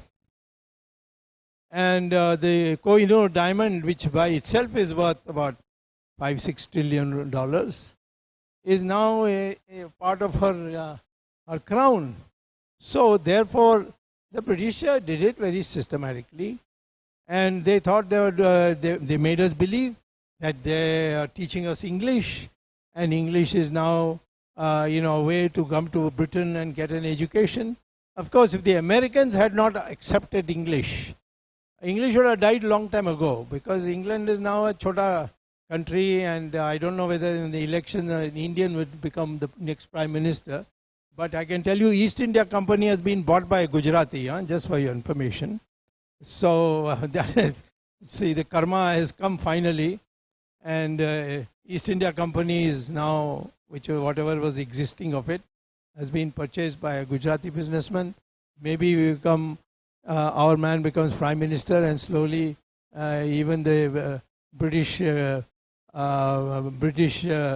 royalty might have Indians as Rajas and Ranis, I don't know. But India's turn has come. India has got potential. We did not follow the correct policy. We should not have followed that pro-Russian socialist policy of Jawaharlal Nehru. It stunted us. It destroyed our agriculture further, because the British targeted agriculture, extracted all the resources they could through Zamindari system, because the agriculturists supported Jhansi Rani, so therefore they took revenge on them, and agriculture was broken completely. During Jawaharlal Nehru's became worse, and since then we have not done anything to revive what was lost by the agriculturists for almost 200 years. So these are mistakes which are rectifiable. Still, the Indian people, with their ability in the United States, in other countries, within India, have shown that under all these trying circumstances, India has today come to be the third largest GDP in the world, and with a little good economic policy, we can overtake China within 5-6 years, unless the China themselves fall behind, because they are in a mess right now. Their system is, because the Americans have pulled out more or less, and so they are in a great difficulty in readjusting themselves. But India, United States and China have the three largest GDP. United States first, China second, India third. And we have come from where? From the bottom of the pile. And we can become number 2. And if we develop innovation, what is the secret of America? They go on inventing new things all the time. Innovation is the key thing. Supposing we can get desalination of seawater reach to every part of India, we'll have so much water that agriculture will boom. If we have 60-70% of the thorium in the world, if we can convert that into nuclear fuel, you will have electricity in every village. So the potential of India is enormous, but we need to apply our mind to it. And the electorate also should go not by my jat, my caste and all these other resources, or who gives me more money. These things should not matter in an election. When the public decides to say, if you have performed, you get the vote. If you are not, we're chucking you out. We don't care who comes. If they don't perform, we'll chuck them. It's better than suffering you despite knowing that you have not produced results. So that kind of electorate is coming. After all, the Indian electorate did defeat Indira Gandhi during the post-emergency election. And it was not the educated Indians who defeated Indira Gandhi. Karnataka voted for Indira Gandhi. Tamil Nadu voted for Indira Gandhi. It's the UP wala, Madhya Pradesh, Bihar, Punjab, Haryana, who voted against her, and complete sweep. And that's how Indira Gandhi lost. So the common sense, the culture is still there with the Indian, whether he is educated or not. Educated, in fact, it can get it damaged because he learns his education is through English. But the fact of the matter is that India is still sound because of its past culture. And that is something that we have to give attention to, and that was why my speech today was based on how we should get a renaissance in our culture for the future.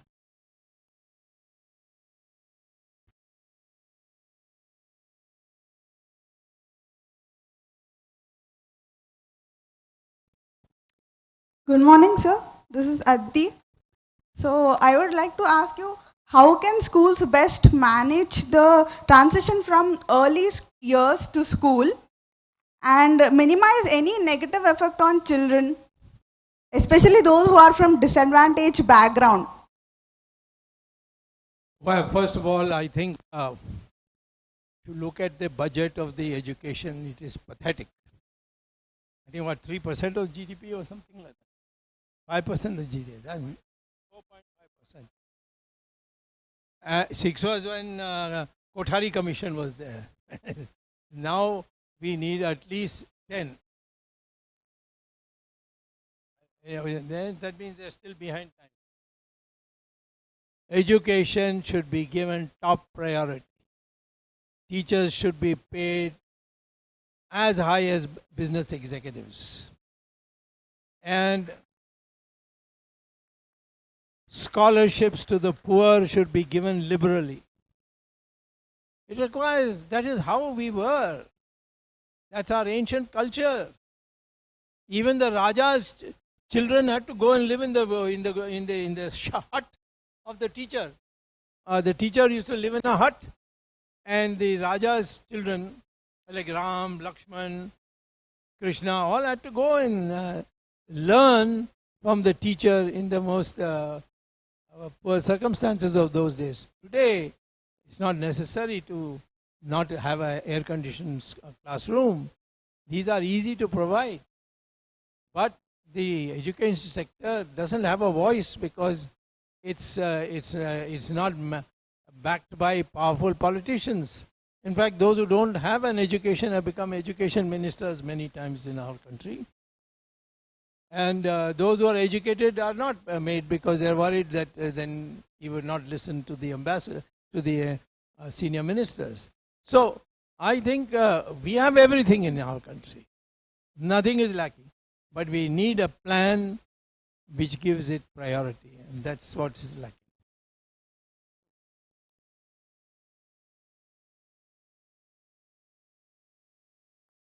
Yes, sir. He's looking for a microphone, I think. Can come. Sir, namaste, sir. Yeah, go on. Sir, namaste. I am. Acha, here. Oh, yeah. Okay, I can see you. I am Karabasavesh from Yadgir, Karnataka. Sir, my question is, what you found in Harvard University that you couldn't find in any typical Indian university? Good question. Sir, one more small thing to add. The linguisticians say the language, a living language is like a river flowing. So the Sanskrit has many boundaries bounded upon it, the Vyakaranas and all. So, and our National Education Policy 2020 also focuses on mother tongue to be taught. So what are your views upon that? Because you mentioned Sanskrit, sir.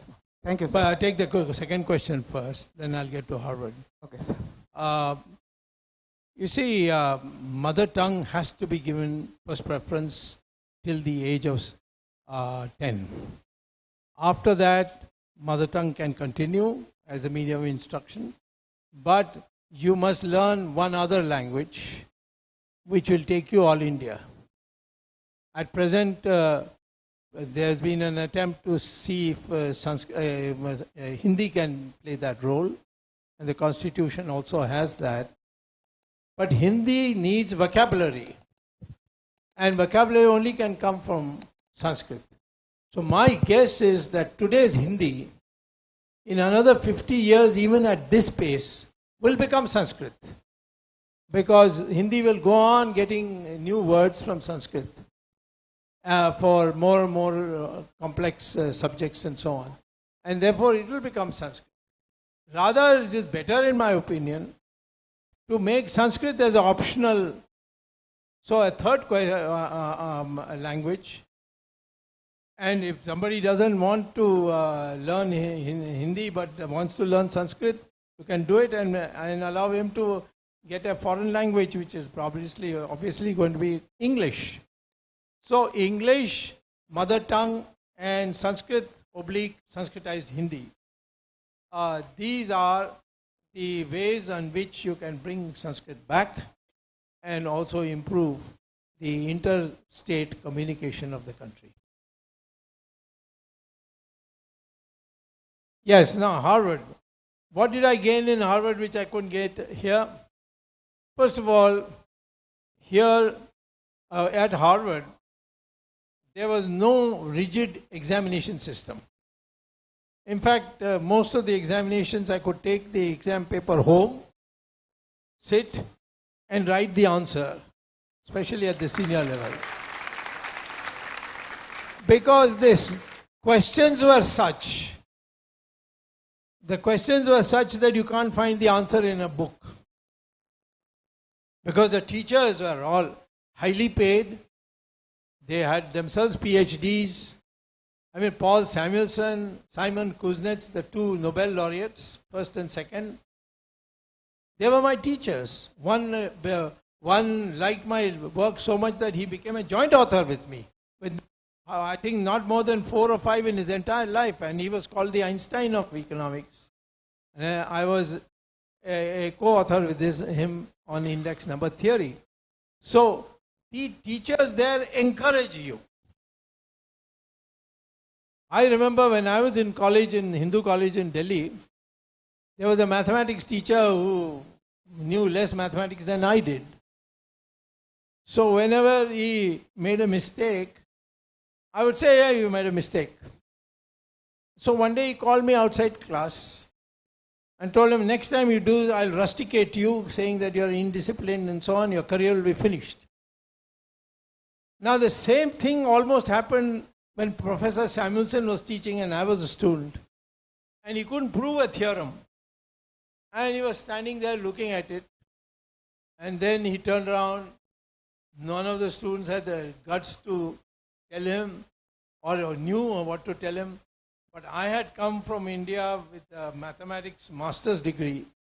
So it was a question using mathematics. So I told him, you made a mistake.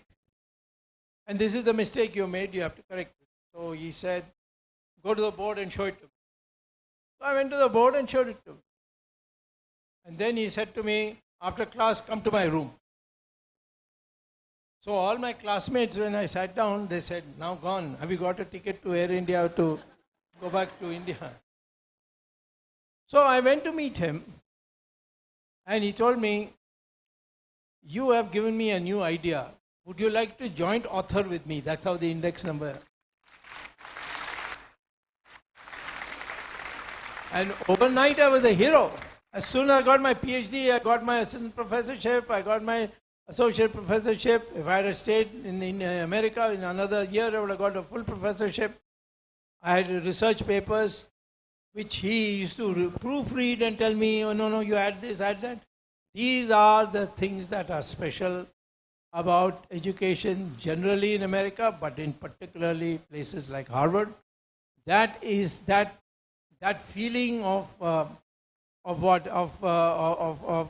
kind of a teaching, treating teaching as a act of prasad to the gods.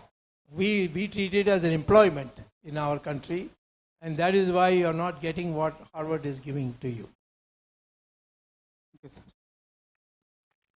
Sir, I just want to add to, I cannot add because you can do anything and speak on anything without preparation, but I require.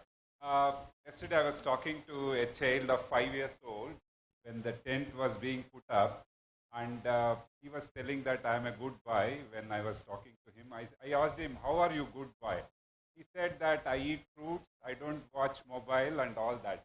So he knows the characteristics of a good boy at the age of 5.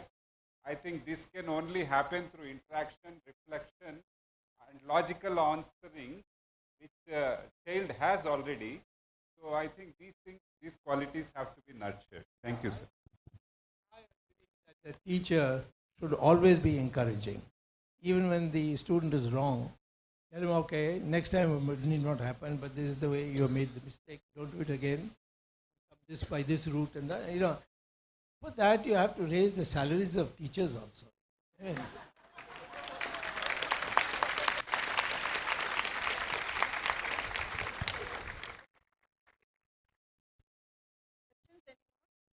Good morning, sir. Sir, I'm Brinda. Yes. Oh, yes. Go on. Sir, first of all, it's a honor to speak to you, the student of the creator of GDP. I'm so happy for that. Sir, formal education in India is widespread. Most of us are from formal education, and it has given education to so many of the children of India. So, what my question is the formal education system delocalizing the children of our soil by detaching them from nature? Is it Yes. It's not giving regional... I understand your point. Yes, sir. I do believe that our education places too much emphasis on memory.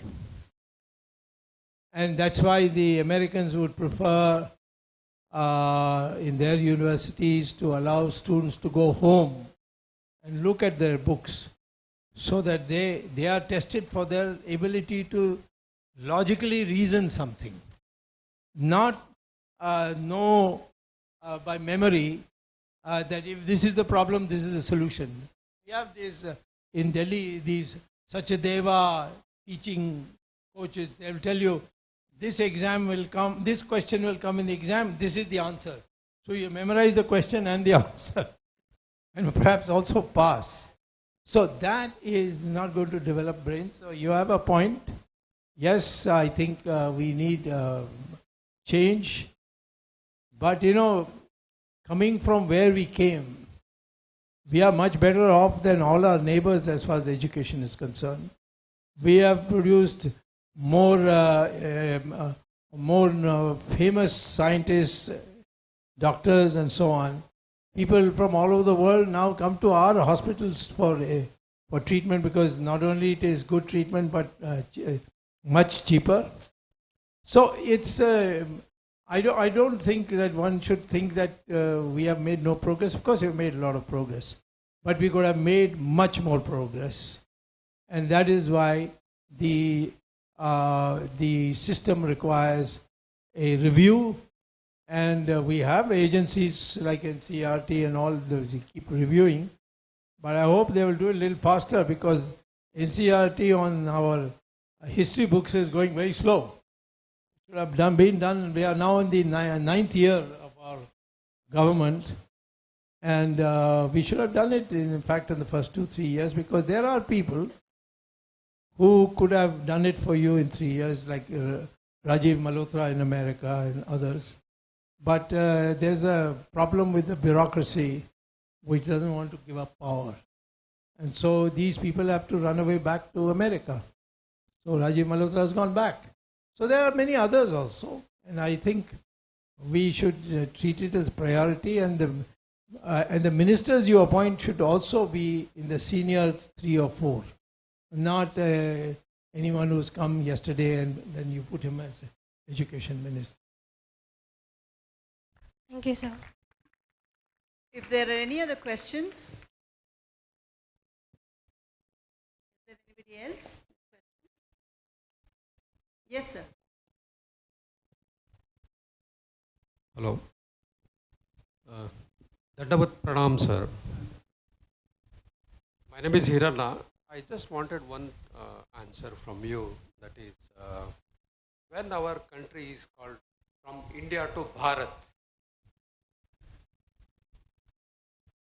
It's already there in the constitution. India, that is Bharat. And if you read the Hindi constitution, it is only Bharat. There's no India in it.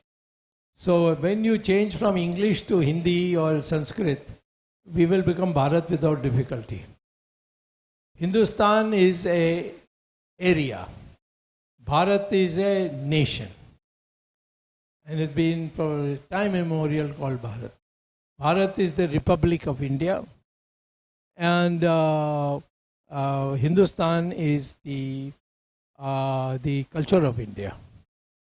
And so, therefore, I don't think that you need to worry at all when it will become more. We have now many companies with the name Bharat. It's a slow process, but it will happen. The day English goes away, you will see that almost everybody will say Bharat. I don't say India when I'm speaking Hindi. I say Bharat. I know, I remember consciously I have made notice of this, that it comes automatically to me to say Bharat and not India.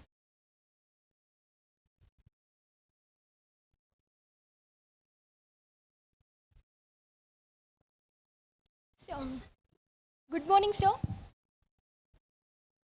Yes, sir. So, Yes, go on. sir, I am Gautami Kamakshama from Andhra Pradesh. In general, to acquire any position, there is a prescribed education qualification. But there is no such education qualification to become a politician.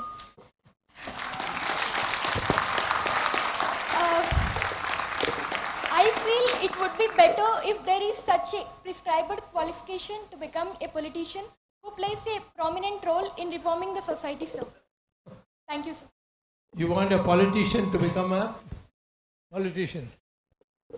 Qualified becoming politician. Well, then teach your people not to vote on caste. If I go and stand in Tamil Nadu, of course I have been elected in Tamil Nadu, but I've been Madurai Lok Sabha MP. But what is said against me, when I go there, is a Brahmin. Now, my mother never asked my permission to be born a Brahmin, you see. And there's no such thing as a Brahmin, born Brahmin. I have never believed that. Brahmin is one who's Jnani, Tyagi and Sahasi. He must be a courageous man. 90% of the Brahmins in Tamil Nadu are all cowards. They are afraid to even speak. So this title, all these caste division, all, it should be not used in elections. It's not that the Indian people can't rise above it. After the emergency, nobody looked at the caste in North India, which is very caste-minded. But in the election, they did not look because they wanted democracy back. And therefore, I think we must understand that this is a issue which you have to inculcate in the people, that we are all one, our DNA is the same. You should get a copy of the DNA studies of Mysore University and circulate it, saying how can you vote on the basis of caste when there is no caste. So, and we are beholden to you, sir, for your valuable insights, as well as, I think, sir, there is one question. Sir, good morning, sir. Okay. So one last question. So I'm really glad to ask you a question. Yes, go on. Sir, You can see him. Yeah, I can see you. Yeah. I can see you on the TV here also. Okay, fine. So I'm really glad to ask you a question to someone like you in person. It's not something related to this talk, even though I have a lot of difference of opinion of the point of viewpoints that you have shared here. It's something based on your tweet. I came to know, I observed a tweet, and it was based on the black money and Swiss bank. Yeah. So we know that one of the first promise of the BJP government during the 2014 election campaign was to bring back the black money that is deposited in the Swiss bank. Right. But we know that today the deposit is at its highest. Increased.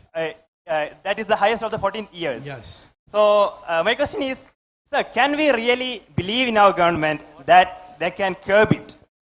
They can curb the black money?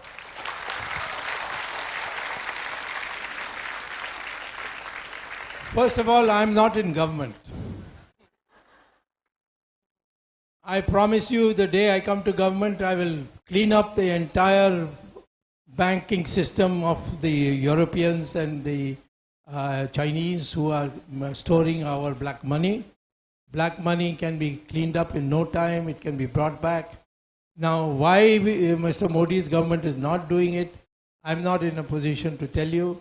Next time Modi comes here, please ask him and ask him. Thank you, sir.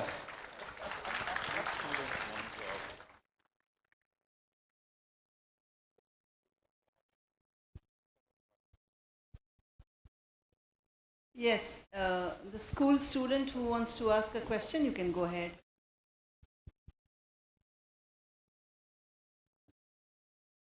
Somebody will have to stand on the chair or something. Yeah, go on.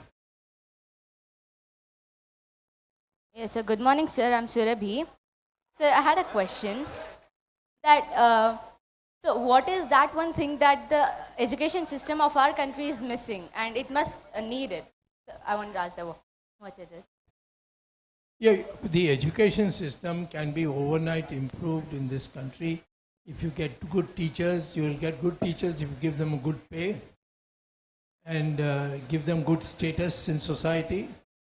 If a man is a teacher, has become a teacher and he goes for an arranged marriage, then nobody will give him his daughter to marry. He says, "Arey, he's only a teacher.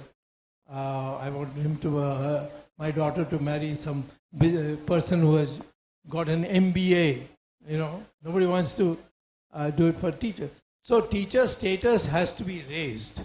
Then you can see that change will come immediately. But you can't, in the present economic status of the teacher, bring about change. Yes, go on.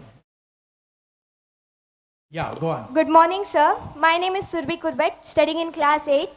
Sir, what is your secret for your strong arguments against your opponents?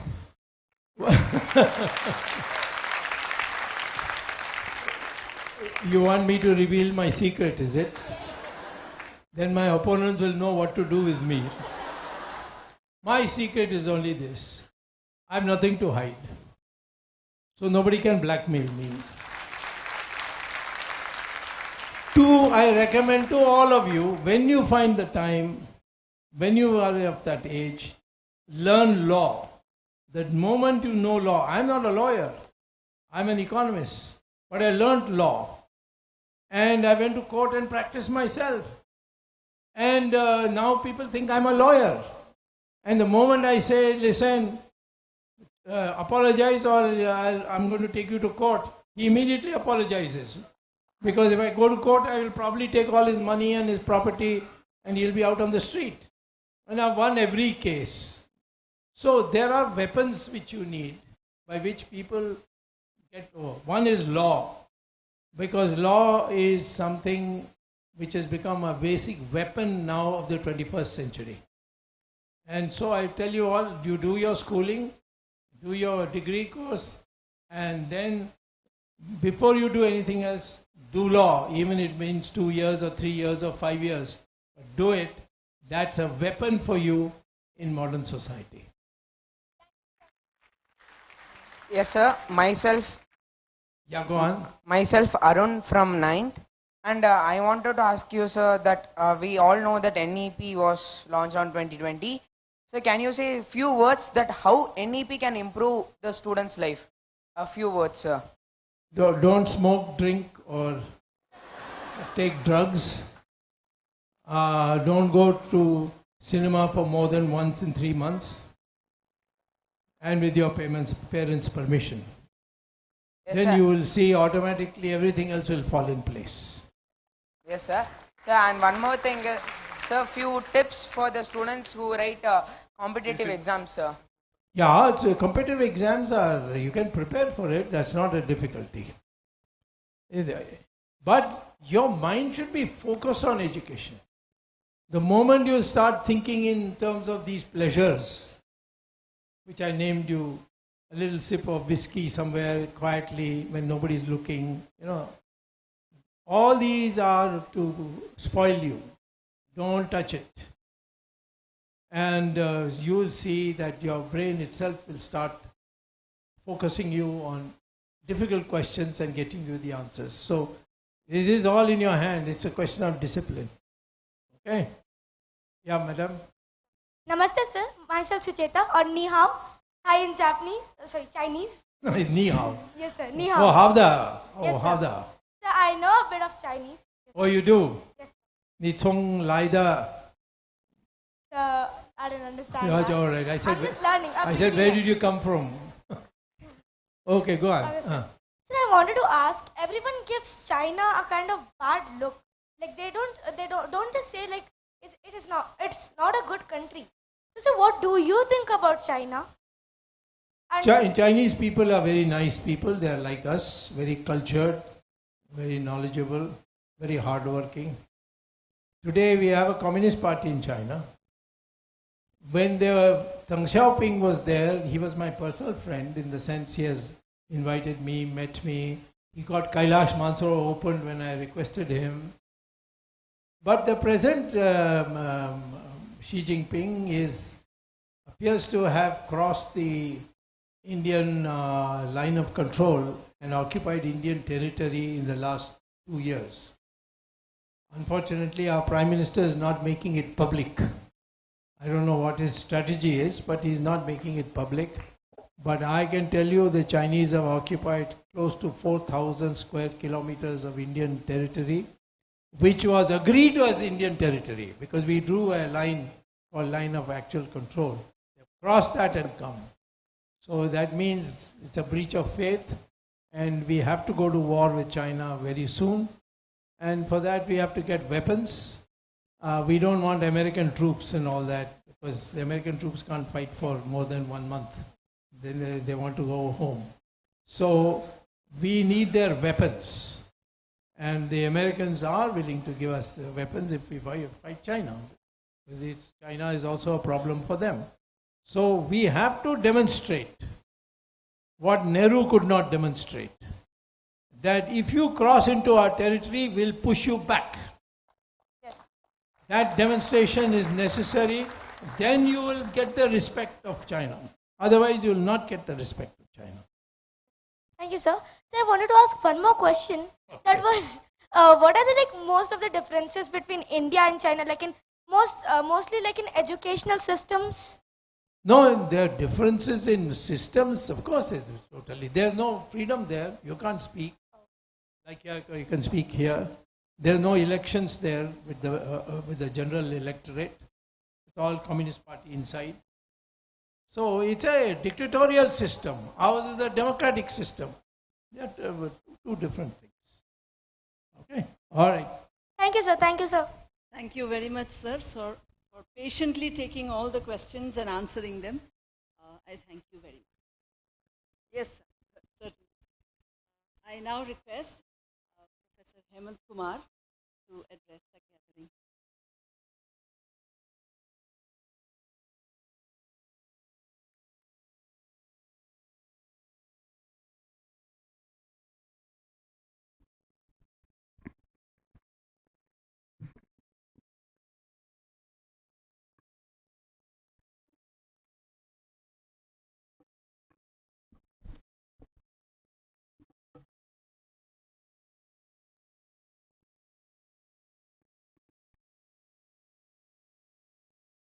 ಎಲ್ಲರಿಗೂ ನಮಸ್ಕಾರ.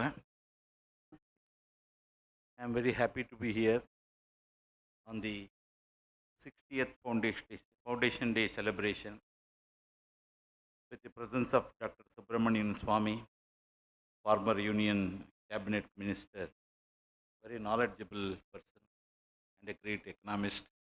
And we saw, still he told that I am a professor. So he answered all the questions and with lively thing. I am very much happy to be with this gathering, and Professor Y. Srikanth, principal of this institution, all the faculty of this RIE, Mysore, and also all the students and research scholars and invitees and media persons. Regional Institute of Education is somewhat affiliated to our university since 60 years. So we conducted our Foundation Day lecture on 27 July last week, and ours was at 106th Foundation Day lecture. And today, 1st August 60th Foundation lecture, we are doing in the name of Sardar Panikar, and who was our Vice Chancellor. He was able to serve only for 1 year. And our university has got a legacy since inception. There are many Vice Chancellors who came from other parts from central government, and Srimali was one of the central education minister. Nehru sent him here to work as Vice Chancellor for 6 years. That is where the Manasa Gangotri was developed during his period. Then from here he went as a governor. So like that, this institution has a very excellent what we call background, and this is the Regional Institute of Education, really what we call contributing good teachers to the society. So whatever it is, we have to see the quality of the education. So in your lecture, I was very much what we call impressed by Varna's concept and also the brain development for the science. When we were students in 1980s in computer science, we used to learn, even AA was just on the paper, it was not practical, it was seen. We used to say that how Sanskrit is helpful, because Sanskrit is a language where we can compressly put the things without changing anything. It has got a specific meaning where we cannot put it in another language. Computer also needs that, because whatever the concept we want to put it, either natural language processing or any other processing, we have to put it in the form of the most accurate way where nobody can interpret it in a different form. So that is how the Sanskrit we studied on those days in 1984-86 when I did my MSc Computer Science here. Then you were told that integral humanism and Sarvadharma Bhava, these things with very great excellent example you told that. And finally, one word which was very much appreciated, that is, we need renaissance, only retaining our heritage. So really our country needs that today. Renaissance is required to come up, and with by maintaining our heritage, all the words of our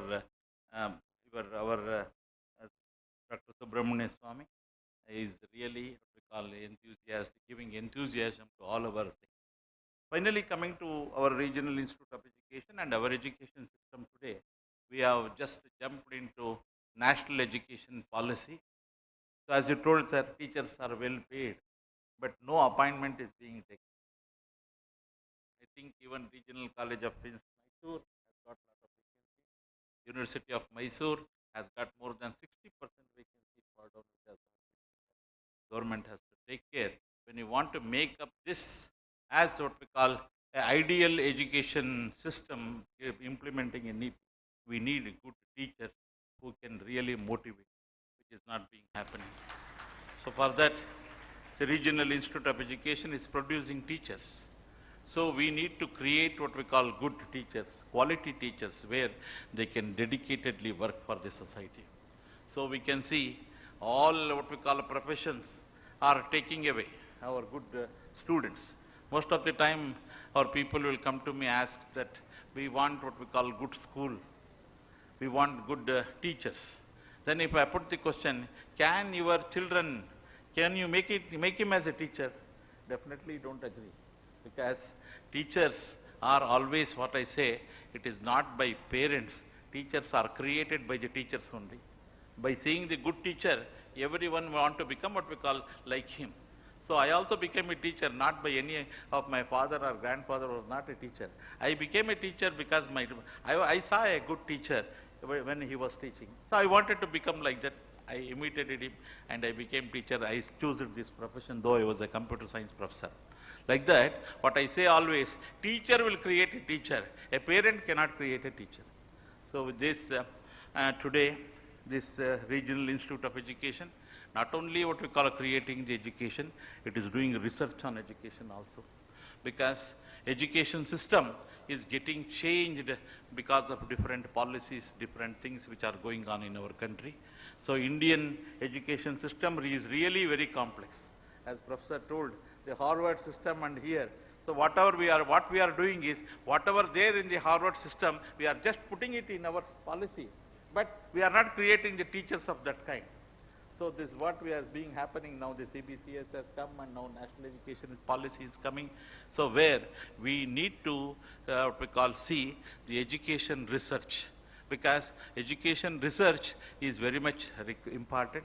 So that is also being done by this Regional Institute of Education for future things, how a good teacher can be created, how we need to teach, what type of teachings are required. As you told, the innovation is required in India. Because of innovation only we can come up when compared to our, what we call our USA and other countries. So for that, innovating, creating innovation in the students, we need to have a kind of good teaching and also a sort of good transformation in our education system. So I hope Regional, what we call Institute of Education will take up further. And I thank Professor Subramanyian Swamy, really enlightened all of us, and also especially to me with you. But today only first I heard physically your lecture, so I am very happy to be here. I congratulate the Regional Institute of Education for organizing this lecture. Thank you very much. I thank you, sir. I now request our principal, sir, to felicitate the guests.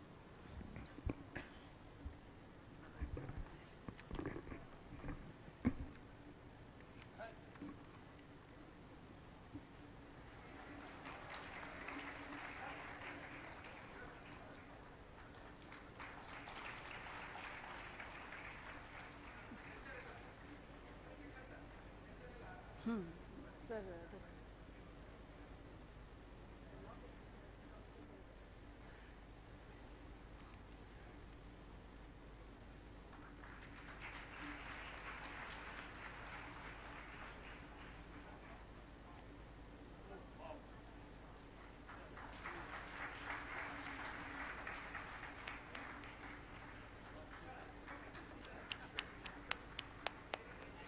sir, here, colleagues.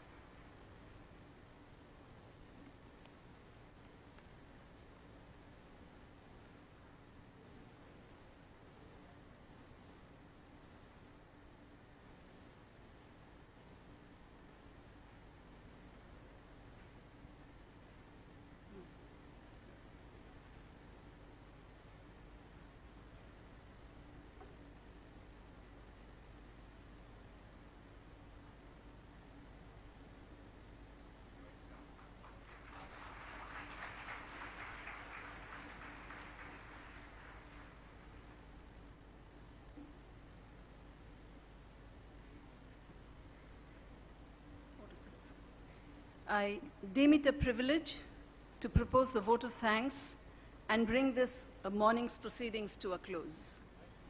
It is said, Mitam cha saram cha vacho hi vagmita. Succinct and firm, these are the qualities of an eloquent speech. For around over an hour, we have feasted over the eloquence of Dr. Subramanyian Swamy, his erudite scholarship. We are thankful to you, sir, for being with us and for your insightful thoughts on Sardar Panikkar's contribution to Indian history and ways to unite India to move forward to make modern India. We are thankful, sir. I thank Professor Hemant Kumar, Vice Chancellor, University of Mysore, for being the guest of honor and addressing the gathering. I'm also thankful to Professor Y. Shrikant, Principal, RIE Mysore. It is under his able guidance that we have undertaken this 60th Foundation Day celebration at RIE Mysore. I thank you, sir. I thank the invited guests and dignitaries who are here with us and have graced this occasion. I thank the Dean of Instruction, the heads of departments, professors, and also the members of the different committees of RIE Mysuru who have worked tirelessly for organizing this event. I am thankful to the members of the press who are here with us this morning to keep a record of the proceedings for posterity. I thank the technicians from the studio and audiovisual section for the seamless management of today's proceedings. I'm thankful to all the non-teaching staff too for the work that they have been doing behind the scene. I thank the student community who are here in large numbers today for their active participation. I finally bow down to the Almighty for inspiring and guiding us. Thank you all once again. I now request all to kindly rise for the national anthem.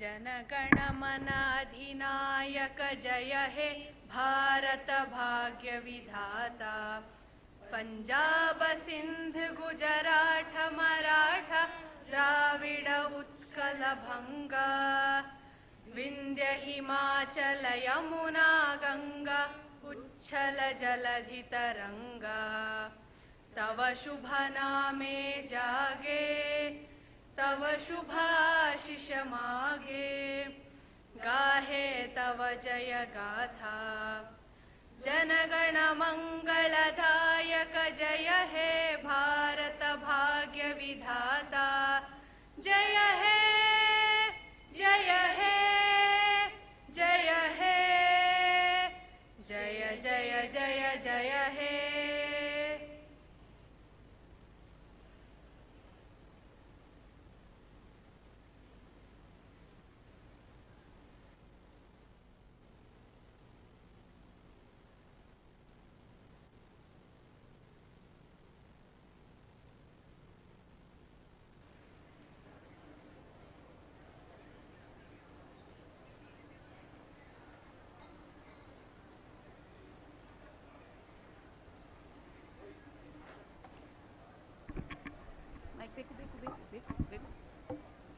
I have an important announcement for the audience.